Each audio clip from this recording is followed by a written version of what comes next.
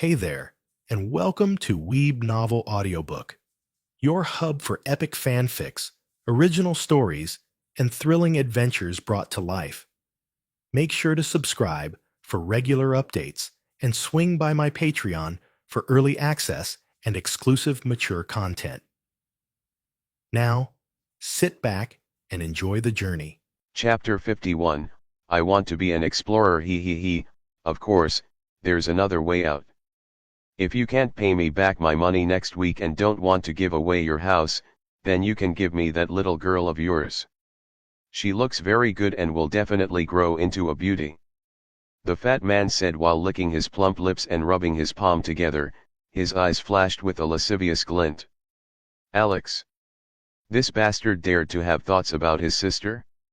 Alex's face turned cold, his killing intent almost forming a dark cloud around him. His eyes looked at the fat man as if the other part was already dead. I'll get your money by next week, stay away from my family. Alex calmed down a little when he heard his father's cold voice, at least he didn't let such behavior toward his family slide. The fat man looked at Alex's father with a surprised face, he didn't expect the man to talk back. Humph, poor and still stubborn. Better get my money ready, else don't blame me for being ruthless. The fat man snorted before walking away with heavy steps, obviously in a bad mood. Alex followed the other party with his eyes when he suddenly caught sight of a figure standing at a distance and watching the fat man as well. Alex raised an eyebrow in surprise, the other party was a mage at the expert mage rank. He was as strong as Alex. Rank-wise, of course. What is an expert mage doing in a place like this? Alex thought to himself, the presence of the other party made him delay his plan for the fat man. He kept watching as the fat man approached the man in the distance, they were now out of his father's line of sight.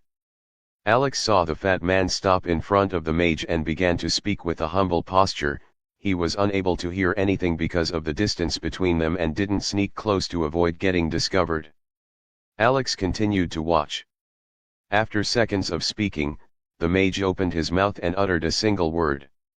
The fat man immediately nodded like a chick pecking rice before running away. The mage turned to look at Alex's house once more before walking away. Is he the one who made the fat man request for Emily? What are they after? Alex thought as anger surged in his heart. No matter what their intentions were, he would not forgive them for trying to take Emily in exchange for a loan. After the mage left, and came out and walked toward their house. His father was still standing outside with his head lowered, probably lost in thought. The sounds of Alex's approaching footsteps woke him up, and he raised his head. Their eyes met, and both sides fell into silence for a while before his father broke the silence. You didn't happen to hear all of that, right? He asked with a depressed smile, his eyes were slightly red and blurry, but he held everything in and still spoke clearly. Alex nodded without saying anything, the pressure in his chest increasing, but he didn't show it on his face. Their parents had been keeping so much away from them just so that they would not be affected and could live without any worries. I guess all parents are like that. Alex sighed inwardly. After learning that Alex had overheard his conversation with the fat man, Alex's father let out a helpless sigh and said, "You don't have to worry about it, I'll handle everything. Come in, dinner should be ready by now." Both father and son went into the house, silence returned to the front of the house. Later that evening, during dinner, Alex's father didn't mention what had happened outside their house. Alex would glance at him from time to time, the man had a small smile on his face as he watched his family share a simple meal. It was as if what Alex had witnessed did not happen at all. While they ate, their mother asked about Alex and how the situation in the academy was going. She and Emily were curious about the ongoing competition, his father also looked at him at this moment with a curious face. He genuinely wanted to know about the competition. It's going fine, I got a junior student as my opponent and passed the first round of the competition, Alex said, and Emily immediately cheered happily. Their parents also smiled, and their mother encouraged him to work hard in the following days. Although her son just finally made some progress and could not use magic, what mother wouldn't wish for their child to perform well? The family chatted for a bit more until they finished their food. The mother and daughter pair proceeded to clean up the table. Alex and his father were left alone at the dining table, both staring at each other. "Thank you for not mentioning anything to them," his father suddenly said, stunning Alex slightly. The man had been acting so naturally during dinner, and Alex didn't expect him to suddenly bring up the matter after his mother and Emily left. "Doesn't mother know about this?" Alex asked curiously. "She does, but I don't want her to know that he came today and even made such a request. She might do something crazy," his father replied, a helpless smile forming on his face as his eyes turned distant. It was as if he was reminiscing about something. Alex found this logical. Mothers were the scariest when it involved their children. Unknowingly, he had fallen into a daze as he recalled his family in his past life. "Like I said before, you don't have to think about it. Focus on the academy and the competition. Now that you have finally made progress, you should work hard to improve and show that you still have fight left in you. You'll be graduating from the academy soon. I'll help arrange for you to enter a good magic university. As for the issue earlier, I naturally have plans." Alex was pulled out of his daze by his father's voice. "Plans? What plans?" That was a white lie, Alex thought to himself. He was aware how difficult it would be for his father to make 200,000 Zen before the coming week, unless he was planning to take another loan. Somehow, Alex felt guilty about this. After all, the main reason for this debt was him. Well, not him, the previous Alex. His father had spent most of the money on his mage journey. He felt that he should be the one to pay back the debt. He naturally had the money, but how was he going to do it without his parents asking questions and worrying? An idea immediately came to his mind, and his eyes lit up. Looking at his son's expression, an unusual frown formed on Zoran's face. What was this kid planning? "I want to talk to you and Mom about something," Alex suddenly said, causing his father's frown to deepen. He had a bad feeling about this. Sometime later, three figures could be seen seated in the living room of Alex's house. Thick silence enveloped the place. These three figures were naturally Alex and his parents, who were sitting opposite him. Emily had already gone to sleep, and he had invited his parents down for a night chat. After a long period, his mother finally broke the silence in the room. "Didn't you say you had something to tell us? Why are you silent then? Did you get in trouble, or is it about my daughter-in-law?" his mother asked with a mixed expression of worry and teasing, trying to lighten the mood. Alex's face flushed red slightly when he heard her last question. When did his mother become such a teaser? Recalling her from his memories, he realized that she had always been like this. Alex frantically waved his hands and said that it wasn't about any daughter-in-law. There was no daughter-in-law to begin with. His mother giggled. Seeing her son's flustered expression made her feel happy. "Then what is it about? Do you need something?" she asked. His father also looked at him with an inquisitive look.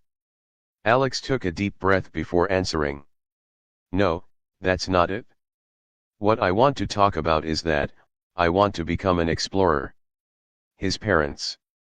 "Alex. Why are you two staring at me like I just spoke some foreign language?"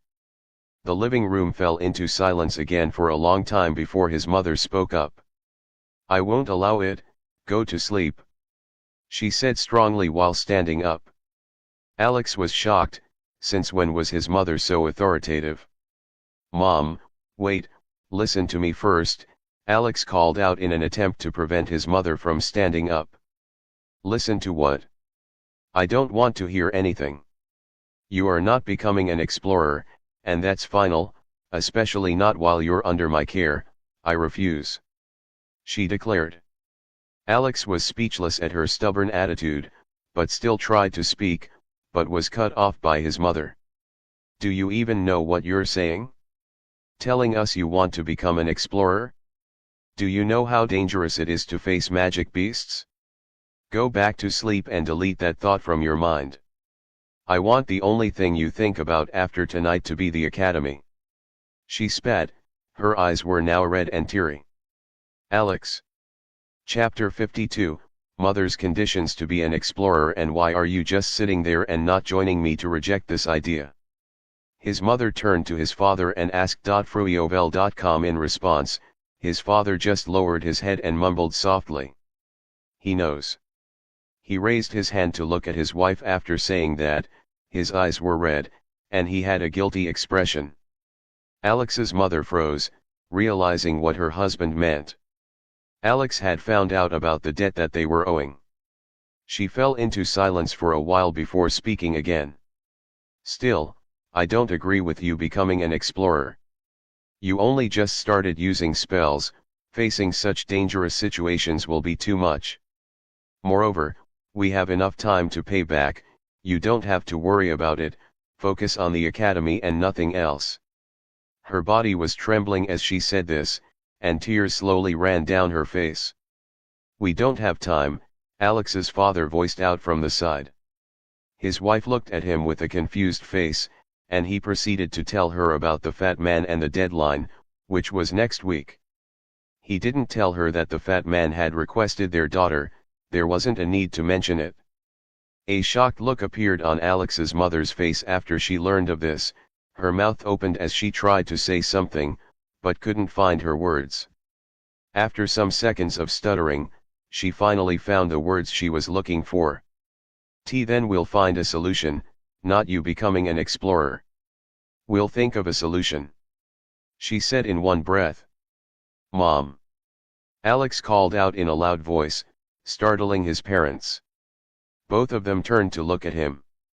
After getting their attention, he first took a deep breath before saying, I know it's dangerous, but I can't just sit still and do nothing.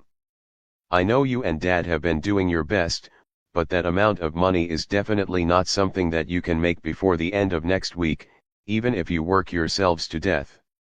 Both of you have cared for me and Emily without complaining, I'm not a kid anymore, let me help.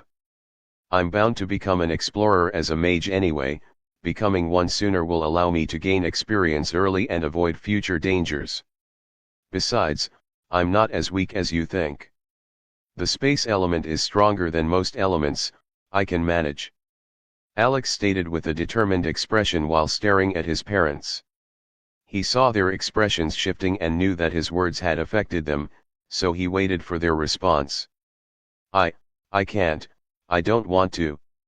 His mother muttered to herself absent-mindedly as she fell on her seat and held her head.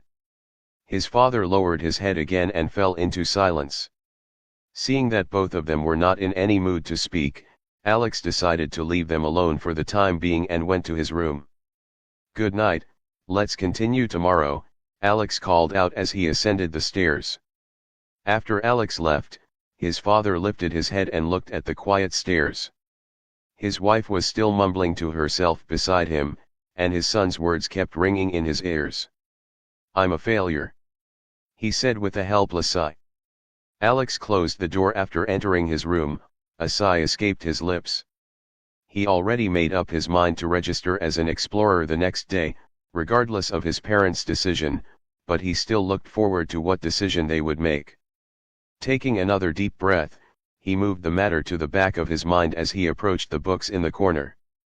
Just like that, Alex read one book after another through the night and slowly increased his EXP points. Morning came swiftly, it was a new day. Alex closed the book he had just finished reading and stretched his body, even though he didn't feel tired, he glanced at his system profile while at it.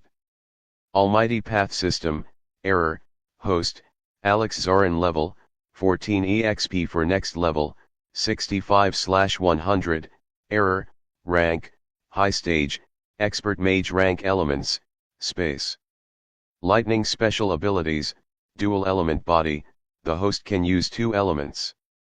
Void Walk. He had gotten only 65 EXP after reading through the night. Most of it was from the books he had read, while he had gotten some EXP from completing the weekly mission. Hunting magic beasts is indeed the best. Alex sighed. He proceeded to get ready for the academy. Some minutes later, Alex was already in his academy uniform, his old cloak hanging down from his shoulders. Should I get a new uniform? Alex thought to himself. His uniform was very old and really needed to be changed. His parents probably didn't try to get a new one because they couldn't afford the cost. Never mind, I'll be leaving the academy this year anyway. Arriving downstairs, Alex saw his mother and Emily settling the table for breakfast. His father was not present. He guessed that the man had already left for work. "Good morning, Mom," Alex greeted as he approached the dining room, and he paid attention to his mother's expression to see if he would see anything. "Morning, baby. Did you sleep well?" His mother replied with a sweet smile, which stunned Alex. She was behaving so normally that it felt strange. Wasn't she angry about yesterday? Since his mother didn't mention it, Alex naturally wouldn't bring it up. The three of them had breakfast together as usual before Alex and Emily were ready to leave. Both of them waved goodbyes before stepping out of the door, but Alex was suddenly called back in by his mother. "Wait here," Alex said to Emily, who was standing right outside the door. Emily naturally obeyed and waited outside while Alex entered the house. He found his mother standing in the living room with both hands on her hips and a serious expression on her face. "Your father and I have thought about it. Fine, we'll let you become an explorer, but only on a few conditions," she stated. Alex was pleasantly surprised by her words, and a smile formed on his face. He proceeded to ask what the condition was. "It must be something like don't go too far when exploring and run when I encounter danger," he thought to himself. "You must never go exploring outside by yourself and must have an experienced mage with you. You'll join an explorer group of my choice too. It belongs to an old friend who was lucky enough to become a mage. I can only trust her to look after you," his mother declared firmly. Her tone didn't give Alex any chance to refuse. Alex. Although it was different from what he had in mind, it was still acceptable. "All right, I'll follow Mom's arrangements," he said, and his mother immediately beamed with a smile. "Good, now get going so you don't arrive late to the academy."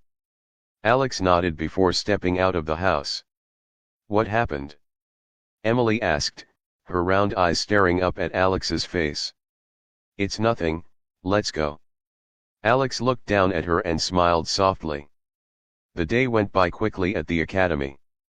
Class was conducted as usual, but the students barely paid attention to their teachers as they talked about the ongoing competition. The most debated topic was obviously Alex's shocking performance from the previous day. As for what had happened between Alex and the three students who had followed him yesterday, no one seemed to have found out. Alex had expected this. The three students must have been frightened and didn't dare to speak of the matter for fear of incurring Alex's wrath, or they didn't dare to speak about it because they were too embarrassed to let others know. What would happen to them if they said Alex had toyed with the three of them? No one might even believe them.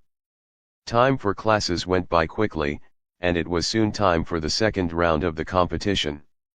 Since half of the students who had registered for the competition had been eliminated, the fights today would not take as much time as the previous day.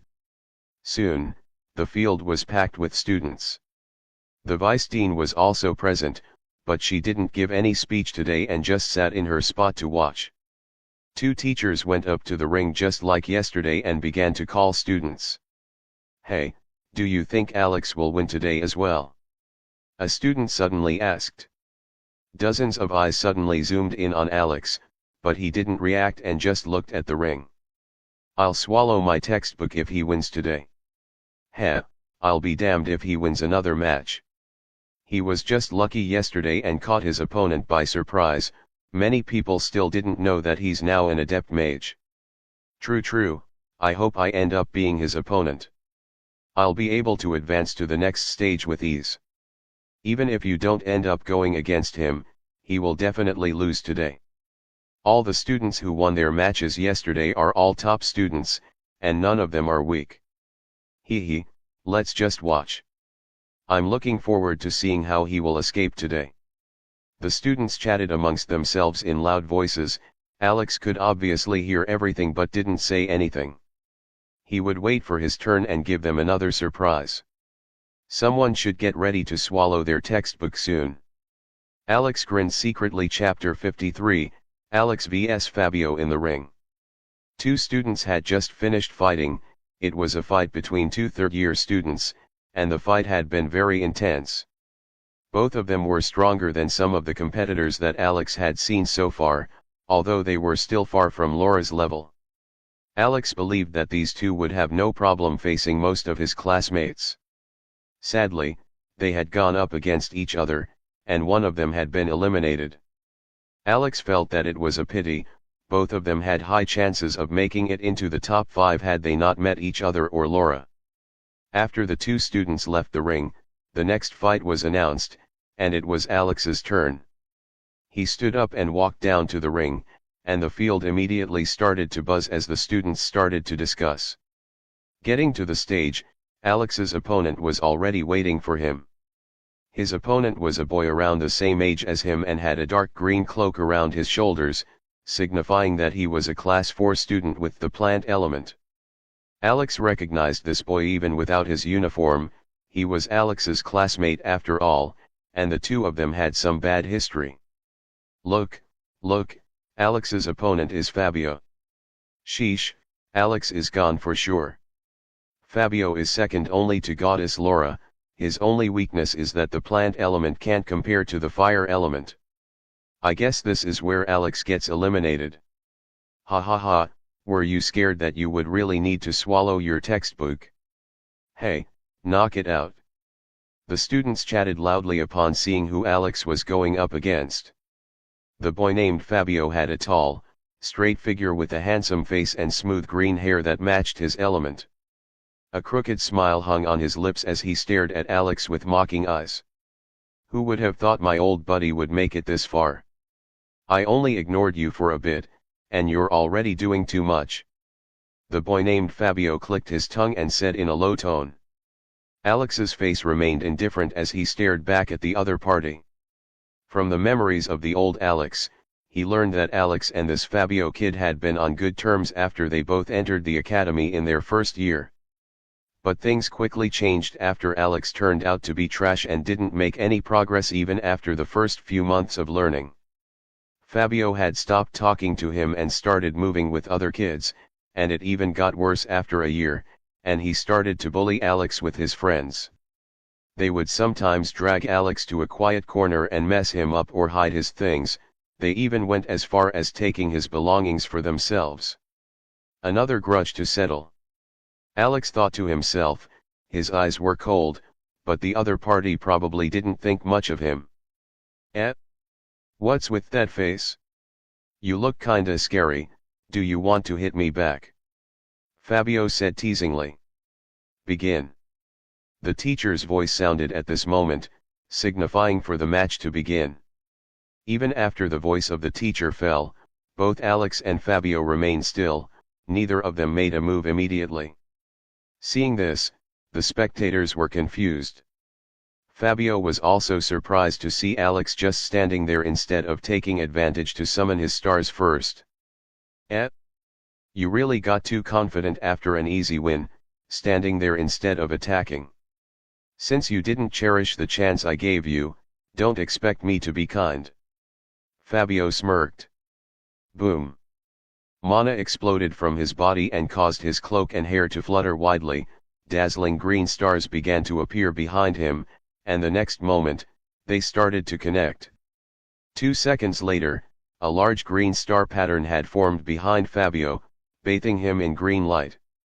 Still not summoning your stars? You asked for it? Fabio shouted when he saw Alex still standing there and looking at him like a statue. He felt that Alex was being too arrogant and needed to be taught a lesson. Vine call. Fabio shouted as he stretched his hands toward Alex. Immediately after he called the name of the spell, the green star pattern behind him rose higher into the air and also grew larger in size. The next moment, swoosh, swoosh. Two large green vines that were as thick as a human's body shot out from the star pattern and headed for Alex like angry snakes. Their speed was so fast as they landed on the ground and wriggled toward Alex. Ordinary adept mages would have been frightened by the two vines and found it difficult to react. But for Alex, who was already an expert mage, these vines were nothing. Under Fabio's control, the vines reached Alex in a matter of seconds and lashed at him. Alex slowly moved his feet and shifted his body slightly, allowing the vine to pass right in front of his body and slam into the ground. Freeobnui.com. Bam! A loud noise rang out as the vine hit the ground hard in front of Alex. His face was expressionless as he looked at the vine in front of his legs, but he didn't stay long. Taking a step back and rotating his body at a 90-degree angle, Alex performed just enough movements to dodge the second vine that had stabbed at him from the side. Whoosh! The vine tore through the air after it missed Alex and flew for some meters before it came to a stop. Everyone, all of the students who were watching, including Fabio and the teachers, were shocked by what they just saw, and they all looked at Alex in disbelief. Fabio missed. Not once, but twice. How is this even possible? How is he moving so fast? Some students shouted after they came back to their senses. For some time, the situation in the ring was at a standstill as neither Fabio, Alex, nor the teachers did anything. Fabio was shocked. The speed of his vines was not slow and was even faster than the speed of most spells from the other elements. Even he was not confident that he could do what Alex just did. The teachers were also surprised. They had been prepared to step in and save Alex at the last moment, but were left speechless after they saw him dodge the first vine. He hadn't made any big movement when dodging the vine and had made it look easy. Fabio soon came back to his senses. He started to control the vines again. Show off. I wasn't serious just now, don't get full of yourself. He snarled before waving his hands. The two vines instantly moved and swiped at Alex together from both sides, not giving him anywhere to escape to. Everyone watched with anticipation as the vines moved toward Alex like the tails of huge snakes. It looked like they were going to land on him. But just when the vines got close to Alex, he suddenly tapped his feet on the ground and flipped his body into the air. Swoosh! The two vines passed under him, missing him again. Wow!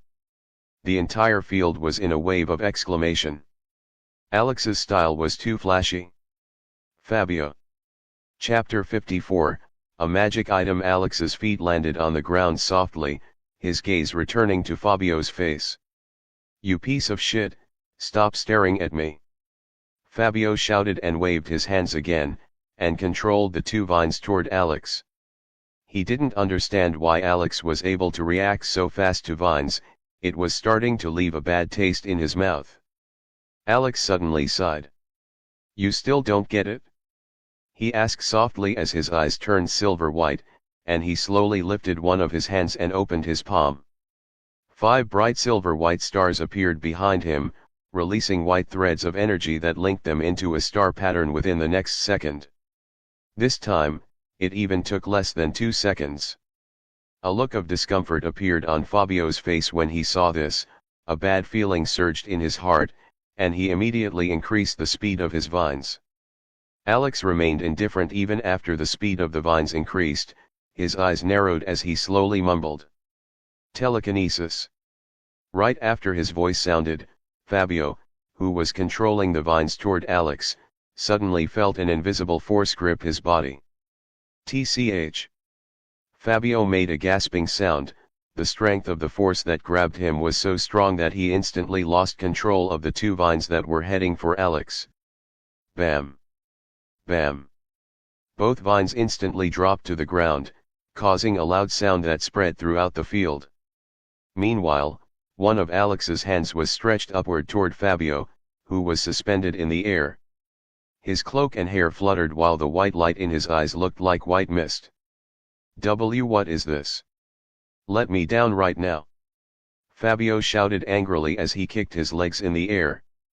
He tried to break free, but the invisible force held him tightly, and he couldn't even move his hands. It was embarrassing. The spectators were shocked to see Alex deal with Fabio so easily. He had rendered his opponent helpless with just a single spell. In a corner of the sitting area, Laura sat in silence as she watched the scene in the ring. A cold glint could be seen in her eyes. She bit her lower lip gently, and her face showed an irritated expression as she stared at Alex. Bastard! She cursed under her breath. In another corner, the vice dean of the Dragonic Magic Academy stared at Alex with narrowed eyes. No one knew what she was thinking. Back in the ring, Fabio continued to struggle fiercely, trying to break free while yelling at Alex to drop him. The teachers were hesitating whether they should step in or not yet. Basically speaking, the space element was overpowered compared to most elements in certain situations, especially in direct confrontations. But that was mostly at high levels. During the early stages of mages, the space element didn't give that much of an advantage since others could break free from their control with brute force. The strength of spells like telekinesis heavily depended on how powerful a mage's mana was. If their opponent's mana was stronger, they could easily break free after a bit of struggle. Referring to the difference in sub-stages here. That was why the teachers were hesitating. They didn't know if Fabio would be able to break free. He would immediately be disqualified if they came to help, and that would be unfair if Fabio, that's if he was actually capable of breaking free, of course. While the teachers were hesitating, Alex's face turned colder as he stared at the struggling Fabio. You want to come down? All right, then. He said before lowering his hand in a swatting motion. Fabio was suddenly brought down from the air forcefully, and his body slammed into the hard floor of the ring. Boom! The ring trembled as Fabio crashed into it. A small crater immediately formed on the ground with Fabio in its center. Everyone. Ruthless. Alex was too ruthless. Why would he slam a fellow student into the ground like that? What if his opponent got hurt? Goodness, Alex is too ruthless. Why would he do that? True, could it be that he's getting back at Fabio? After all, Fabio had done some bad things against him in the past. Even then, this is too much. Fabio could get really hurt. This Alex is a monster. Did he really just enter the adept mage rank? I guess we should stop underestimating him. His space element is now dangerous after breaking through to the adept mage rank. Alex listened as the students chatted about how brutal he was grinning inwardly, but his face remained expressionless as he stared at Fabio in the distance. He purposely didn't toss the other party out of the ring and was waiting for him to get up. And as Alex had expected, Fabio's body began to twitch after a while, and he slowly rose up from the small crater. Everyone looked at him and gasped, not because he had stood up after getting slammed into the ground, but because of the thin yellow barrier that covered his upper body. A protective magic item. Judging by the density of the thin barrier around Fabio, they could tell that it was a low-grade protective item that used a grade 1 magic beast core as its source. But even though it was a low-grade item, it was enough to protect Fabio from sustaining serious damage after getting slammed into the ground. Looking at his current appearance, his hair was disheveled, and bloodstains could be seen on the corners of his lips. Aside from that, he was completely unharmed. The vice dean shook her head from where she was sitting. What a waste, who would use a magic item in such a competition, she thought to herself. She wasn't the only one who felt this way.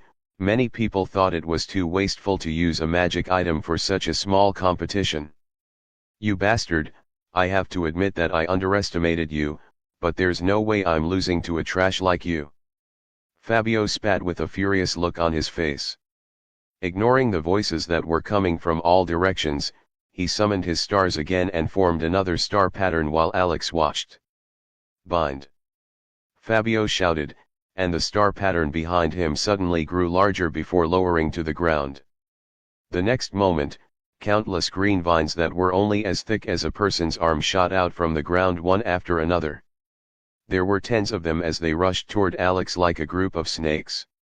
The bind spell of the plant element was like the lightning cage of the lightning element. The vines would lock into a target and chase after them until they caught the target and then bound them in place, restricting all forms of movement. Alex glanced at the vines expressionlessly. He shook his head. A trash like me? But you're the one who's using a magic item in a fight against a trash. Alex voiced out before suddenly jumping back, reaching the edge of the ring and creating a huge distance between himself and the countless vines that had locked onto him. He looked at Fabio in the distance as his eyes turned silver white, and the stars of the space element appeared behind him. Telekinesis. Chapter 55, Core Rank. Fabio noticed Alex casting a spell and immediately tried to move away, but he wasn't fast enough. A strong force suddenly grabbed him before he could even take a step, and his body was lifted into the air again. Because of this, the star pattern behind Fabio disappeared, and the vines that were going to bind Alex also vanished into sparks of green light. Fabio's eyes widened, and a look of unwillingness appeared on his face as he tried to summon his stars while being held in midair. Seeing this, Alex began to close his fingers slowly as if he were making a fist. Ah! A painful scream rang across the field. Everyone looked at Fabio, whose face showed a pained expression. His hands pressed on something invisible around his body as if he was trying to pull himself out. Alex stared at Fabio in the air with an indifferent expression, slowly clenching his fingers together. Garh! Fabio screamed even louder, and cracks began to appear on the thin yellow barrier that was protecting his body.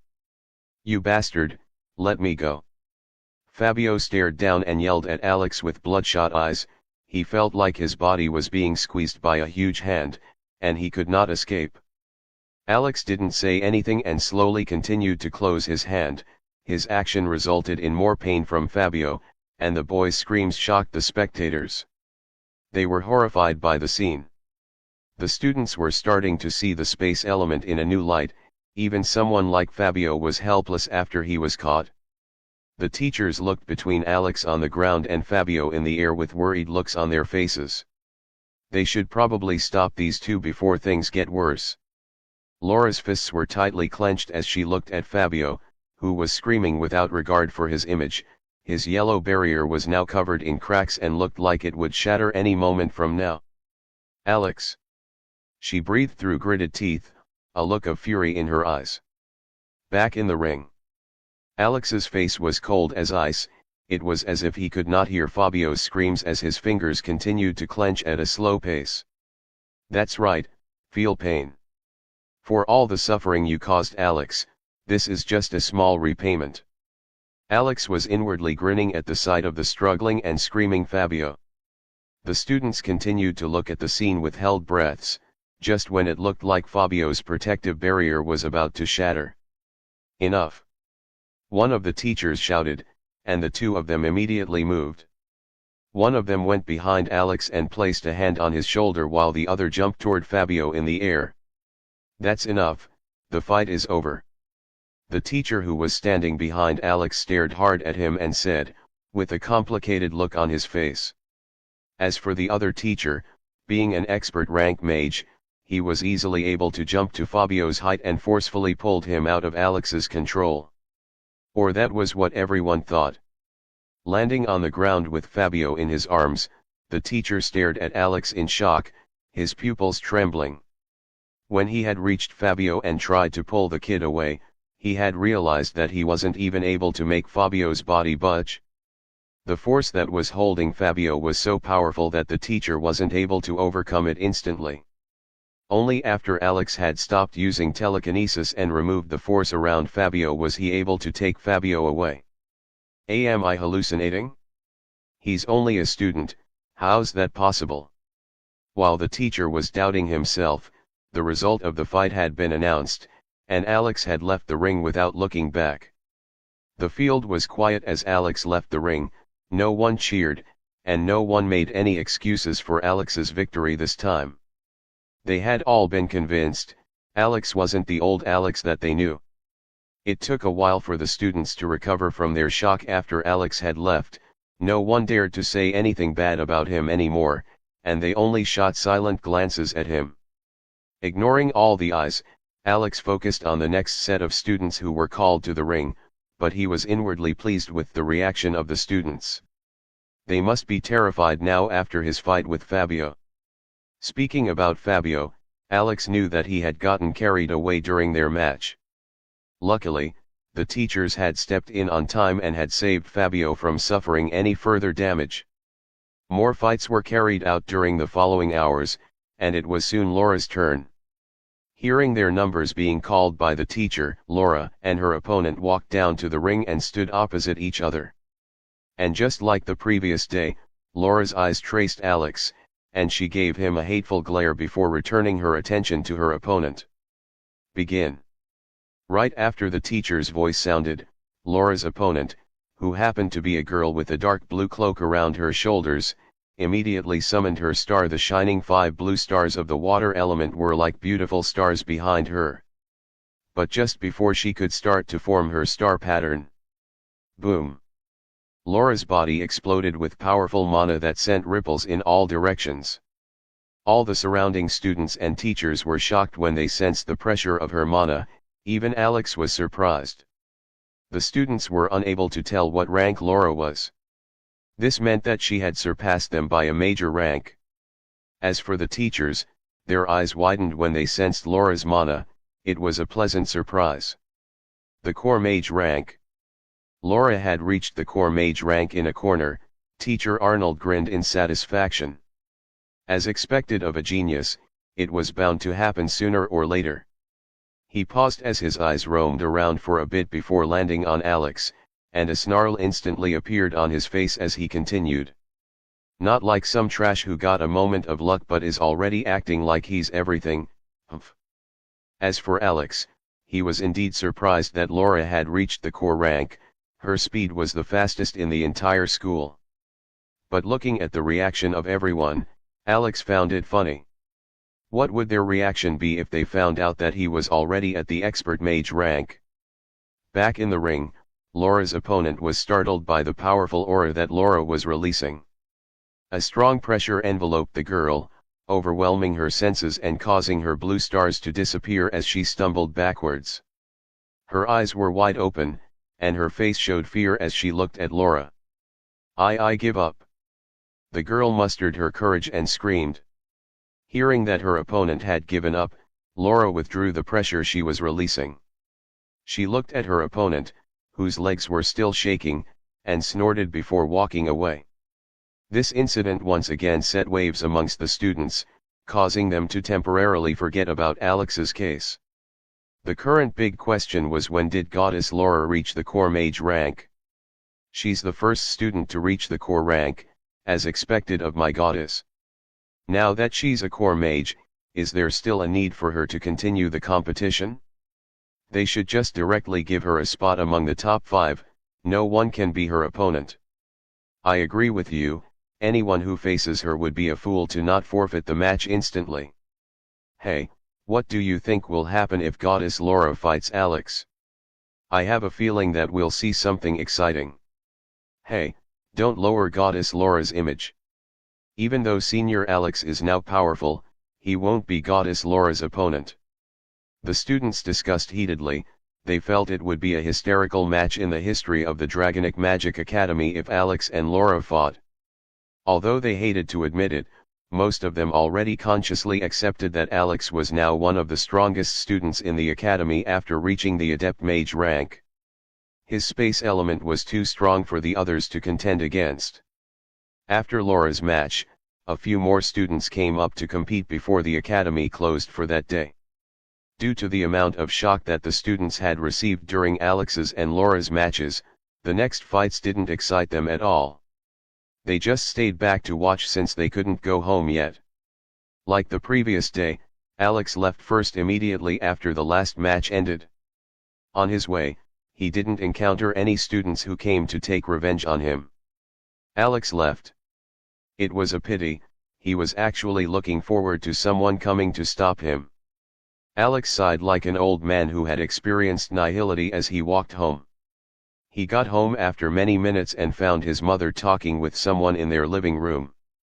"Alex, you're back. Come, say hello to my friend. She's the leader of the explorer group that I want you to join, and she'll be the one to look after you when you go on missions." Chapter 56, Aunt Mia. Alex moved his eyes to the other party. It was a woman who looked to be in her late 20s with beautiful long brown hair that dropped over her shoulders and a well-curved face. Her skin was smooth, and there were no signs of aging on her face. She didn't look like someone who should be childhood friends with his mother.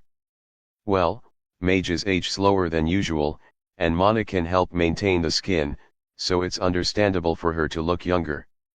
Alex thought to himself.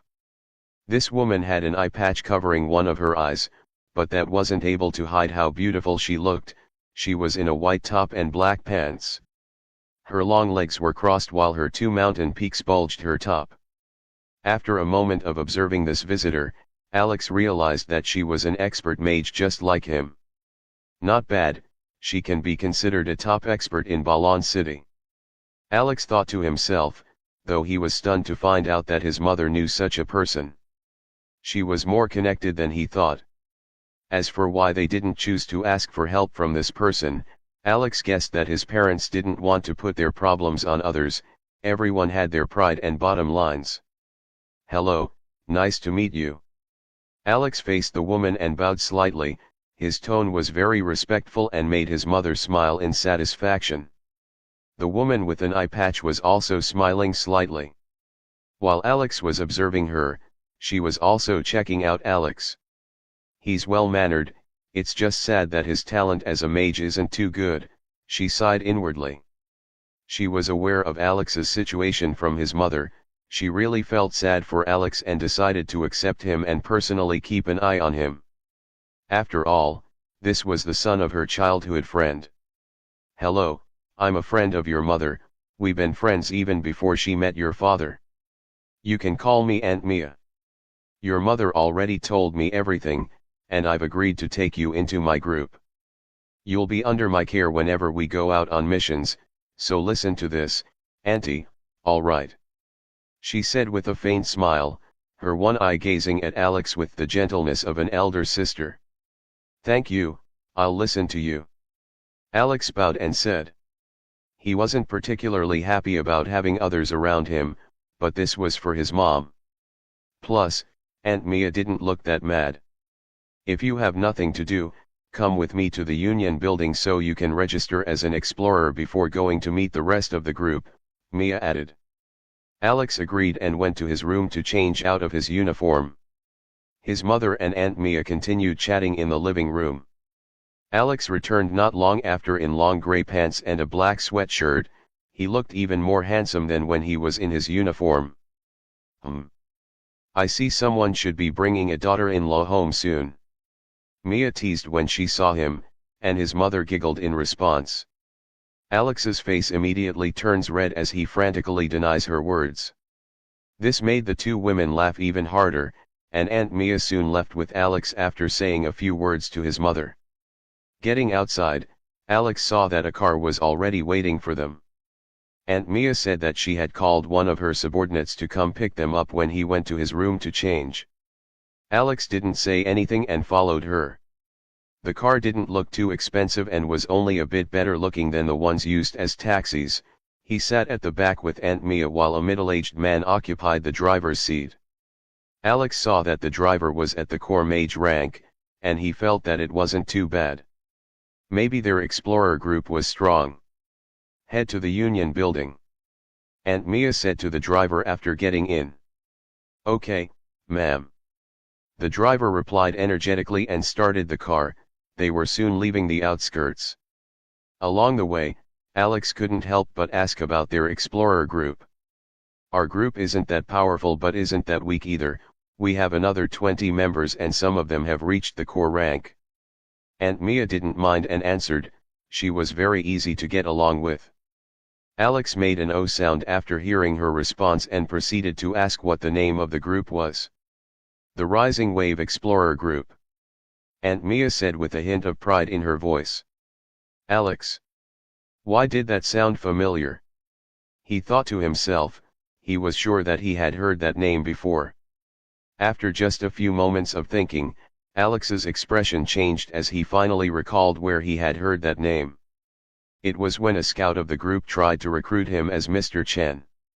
So she was the leader who went to the magic university but was expelled. What happened and why was she expelled?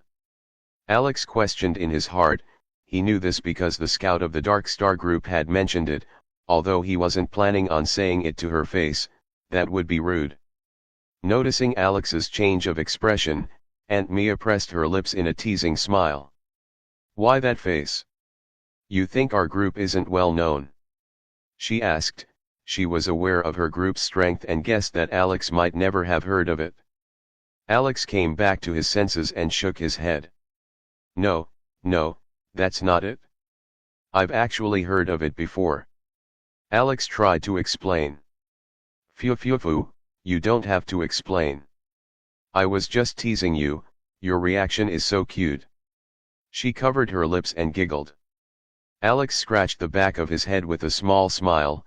He felt that Aunt Mia was just like his mother, they liked teasing others.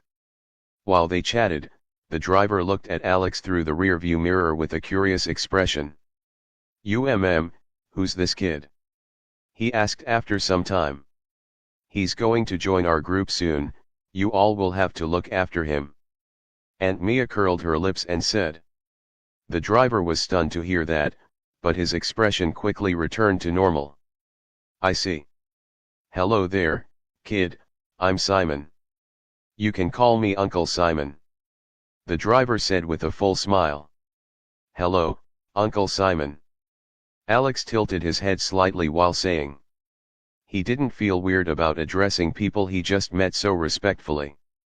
After all, he worked at a convenience store in his last life and was used to addressing those older than him with respect, plus, they were all going to be his seniors in the group.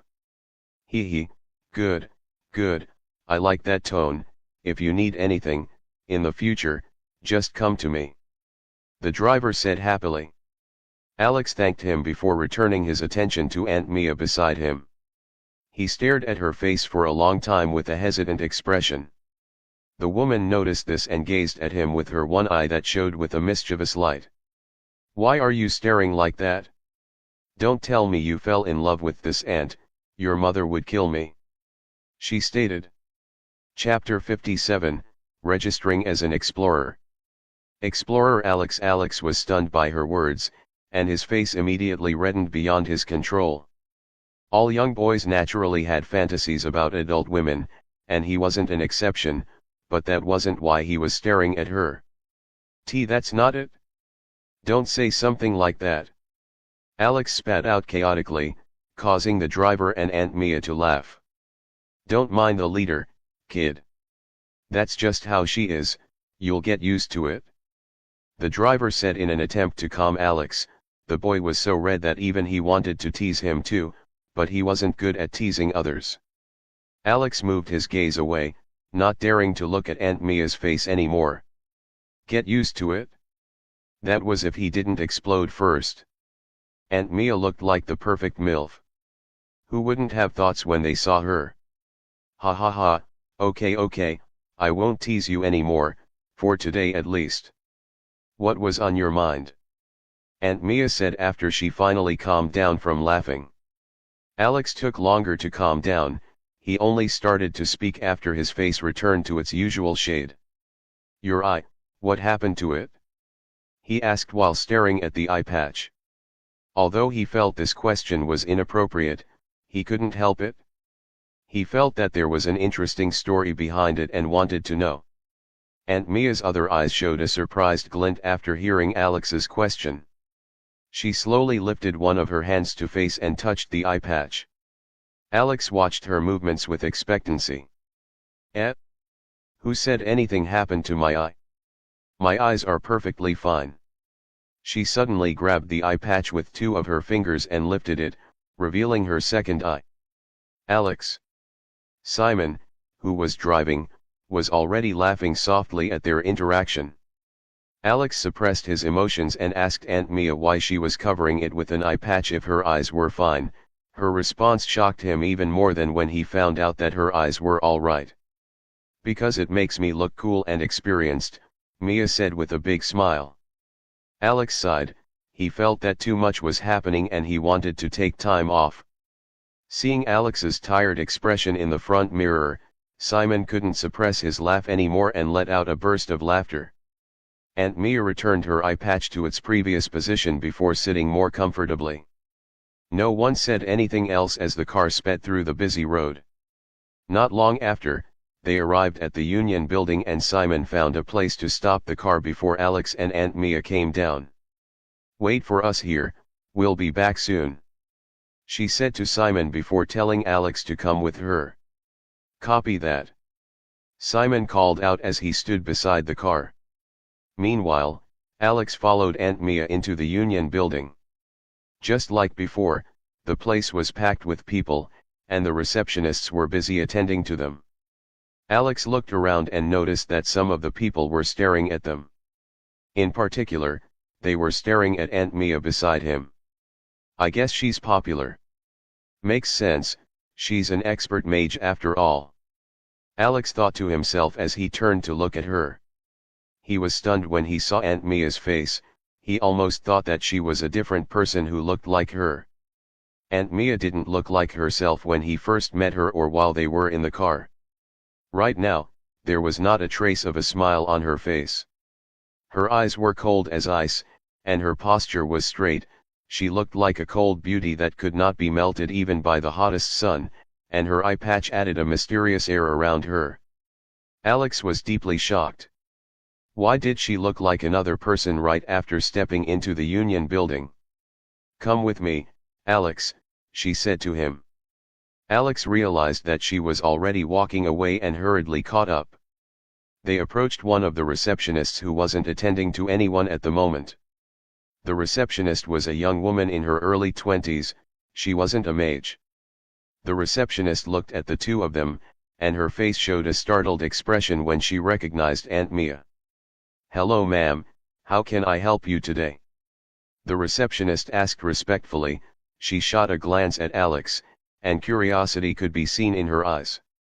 "Register him as an explorer," Aunt Mia said in a toneless voice. Yes, of course," the receptionist answered in one breath before taking out a piece of paper from under her desk and placing it in front of Alex for him to feel. She also gave him a pen. Aunt Mia just stayed silent on the side and watched. Alex picked up the paper and pen and began to fill it out. It was the same as when he came to register as Mr. Chen, the only difference was that it was Owen who attended to him. Alex wondered why it was so. He had been stunned when he learned that Owen was actually one of the two elders of this Union branch. Why did he handle his registration personally instead of leaving it to the receptionist? Pushing the thought to the back of his mind, Alex finished filling up the form.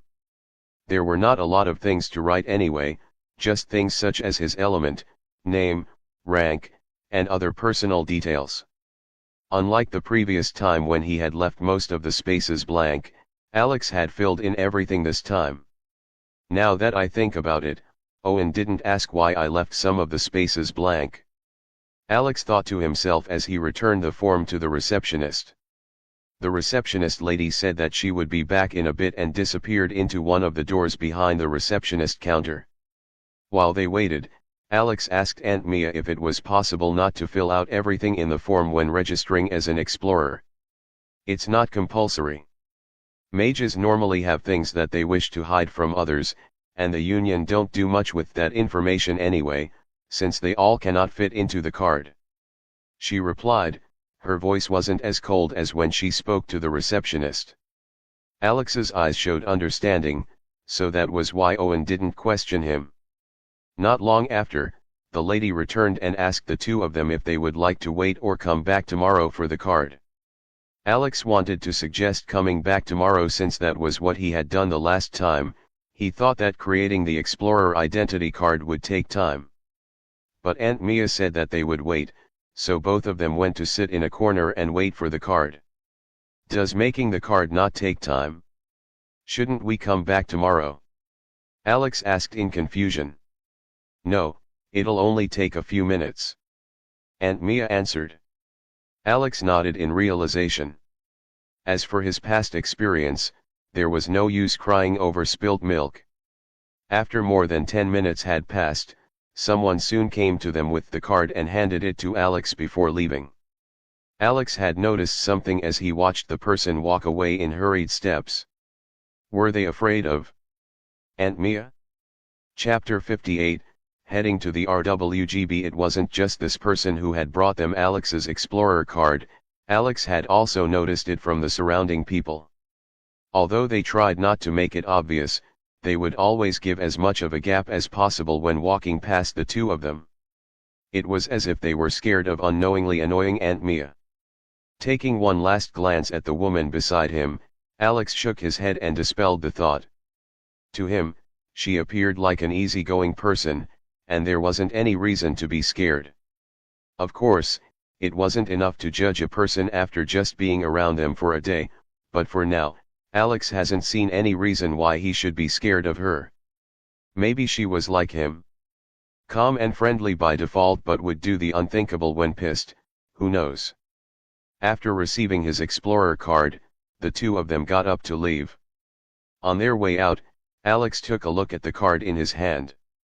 It looked almost no different from his other card with his identity of Mr. Chen. The only differences were the name, element, and date on the card. They didn't include his age or any other information he had filled into the form. Getting outside, they walked toward where Simon was waiting in the car. The man spotted them as they got close. Done so fast? As expected of the leader, he said with a knowing smile before moving his eyes to Alex. Come to think of it, I only introduced myself and didn't ask for your name, he stated while rubbing his chin. Alex gave his name without much thought. Alex, huh, not bad. Welcome to the world of explorers. I'm sure the leader will take you on your first mission soon. You don't have to feel fear, there are a lot of seniors in the group, they'll protect you, same for me too. Simon said and winked at Alex. Alex thanked him and said nothing else. Ugh, that's enough chit-chat, let's go. I'm so tired I could fall asleep. Aunt Mia suddenly said from the side while stretching her body, her huge chest threatening to burst out from the cover of her top.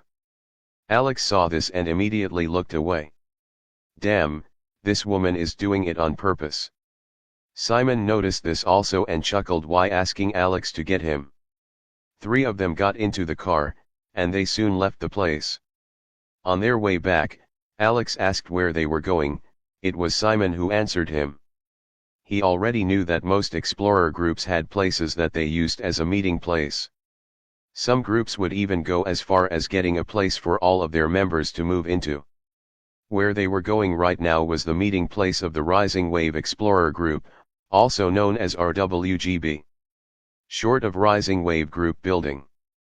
The Rising Wave Group Building was located on a part of Balon City where other big houses could be found. It wasn't the best living area, but the condition of the place was hundreds of times better than the outskirts where Alex lived. Tall buildings that were in good condition, good roads, standing street lamps and well-maintained lush bushes along the sidewalk, it looked like paradise compared to the outskirts. Along the way, Simon took time to explain the Rising Wave group to Alex. Just like many explorer groups, most of the members lived in the group building. They had a total of 21 members, the addition of Alex made it 22. Every week, they would accept a certain amount of missions from the Union and go on raids outside the border once every week to go hunt magic beasts. For the missions from the Union, the group would usually split into teams to do the work and finish early. This was the style of every explorer group anyway. As for the raid outside the border, depending on the information they have about the magic beasts in that area, they might go alone or team up with other explorer groups and split the gains afterwards. I don't know if it's luck or bad luck because you just became an explorer, but the next raid is the day after tomorrow, you'll have to come. You'll get to see how mages deal with magic beasts and gain experience, but you'll also be exposed to danger. But don't worry, as long as you don't freak out and stay close to us, you'll be fine. Simon stated. He thought that Alex had never seen a live magic beast before and might get scared out of his wits and run away. Such things happen with first-timers very frequently. Alex nodded and thanked him again. He felt that the timing was just right. The day after tomorrow was Saturday, so he didn't need to go to the academy and could follow them. Although I would rather go out as Mr. Chen since I can farm more EXP that way and make more money, following them is still good since I'll get paid and help with the debt. Alex thought to himself. They had arrived in front of the group building not long after and stepped out of the car. Alex looked at the 3-story building with a huge RWGB sign hanging on the second story and could not help but be amazed. It was a spectacular sight. Let's go, I've been out for so long and want to sleep, Aunt Mia said to the two as she approached the door. Alex and Simon followed behind. The latter moved closer to Alex as they walked. Hey, what's your relationship with the leader? Simon whispered. Looking at his face, one could tell that he was only curious and wasn't asking for any other reason. Mom's friend, Alex said shortly. Oh, I see. Simon nodded. He paused for a while before asking again. By the way, what element do you have? The space element, Alex answered. Simon. Alex realized that Simon had stopped walking and turned back to look. He saw the man standing at the back as if he had been petrified and was staring at Alex with wide eyes. Alex was puzzled and stared back at him. Is everything okay? He asked. His question pulled Simon back to reality, and the man let out a surprised gasp as he caught up with Alex. The space element? Really, so lucky. Turned out he had simply frozen from shock after finding out that Alex had the space element. After all, elements like the space element were very rare to awaken unless one used an elemental concentrated awakening stone, which was expensive as hell. In the whole of Balan City, the people with the space element did not number up to 100. That was how rare it was. Balan City housed over 1 million people, yet the people with the space element did not reach 100. He was very surprised to learn that Alex had such a rare element and was soon excited. After all, Alex was now a member of their group. By now, the two of them had reached the door. Simon opened the door and asked Alex to go in first before following behind. Welcome to RWGB. Simon said from behind as he released the door and allowed it to close. Chapter 59, Meeting the Others. Selena in front of Alex's eyes was a large living room with simple settings. 3 large couches and a round glass table in the middle of the living room. The temperature in the living room was cool compared to the temperature outside, and the walls were sparkling white. Although it was a living room with simple settings, it was nothing like Alex had ever seen before, and amazed by it, the living room was like a place from a different world compared to their living room back home. Simon invited Alex in to have a seat while Mia climbed the stairs in the corner and went to the upper floors. She had left Alex in Simon's care for the time being. Simon took this duty seriously and immediately started to talk about the building to Alex. Places such as the living room that they were currently in, the kitchen, dining room, and storerooms were all found on the lowest floor of the building. The second floor was where the living rooms of the group members were located. Each member had their own room with a private bathroom. Simon reminded Alex not to judge the building by its size from outside. The space inside was bigger, and there were more vacant rooms than he could think of. As for the third floor, Alex learned that it was where the various training rooms were located. Alex was very interested in the training rooms that Simon mentioned and planned to check them out. The training rooms are reinforced with formations and can withstand an attack of a master rank mage, so feel free to use your full strength when training.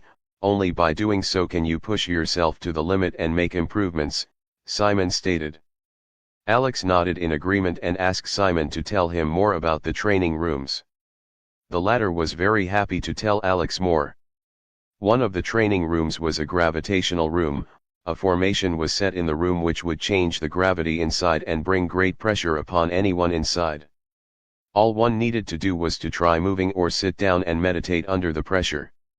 This was a means of building a mage's endurance and stamina. They could either decide to use their mana to withstand the pressure or use just their bodies until they could no longer take it. Of course, the level of gravity inside could be adjusted so one could set it to a level that they knew they could manage. Another training room was for testing the power of one's element. In that training room, some dummies had different levels of defense, and the level of defense could be set. The highest level was at the Master Mage rank, which was equivalent to having a Master rank punching bag. After setting the level of defense to one's preference, they would then attack the dummies with spells and try to destroy them. There were also training rooms where dummies would attack back and force the mage to engage in combat. This was to increase their reaction speed when fighting and timing to cast spells. As Simon talked, Alex was getting more and more interested in the training room. He could not help but wonder, a small explorer group already had such training facilities, what about those big groups? The Union was still another one. He wondered how different their training facilities would be compared to this one. Of course, he would have to accept their offer and become a member of the Union to have access to their training rooms. While Simon explained about the training room, someone walked into the living room at this moment. The person had come out from the door that led to the kitchen. It was a woman with a lazy expression. She wore a long, straight shirt that reached just above her knees and had long green hair that covered half of her face. She held a plate of food in one hand and a drink in the other. She shot Simon and Alex a glance after seeing them in the living room, and her gaze lingered on Alex. "Who's this?" she asked with a sleepy tone. "He's Alex, our newest member," Simon answered while patting Alex on the shoulder. "Oh, I see.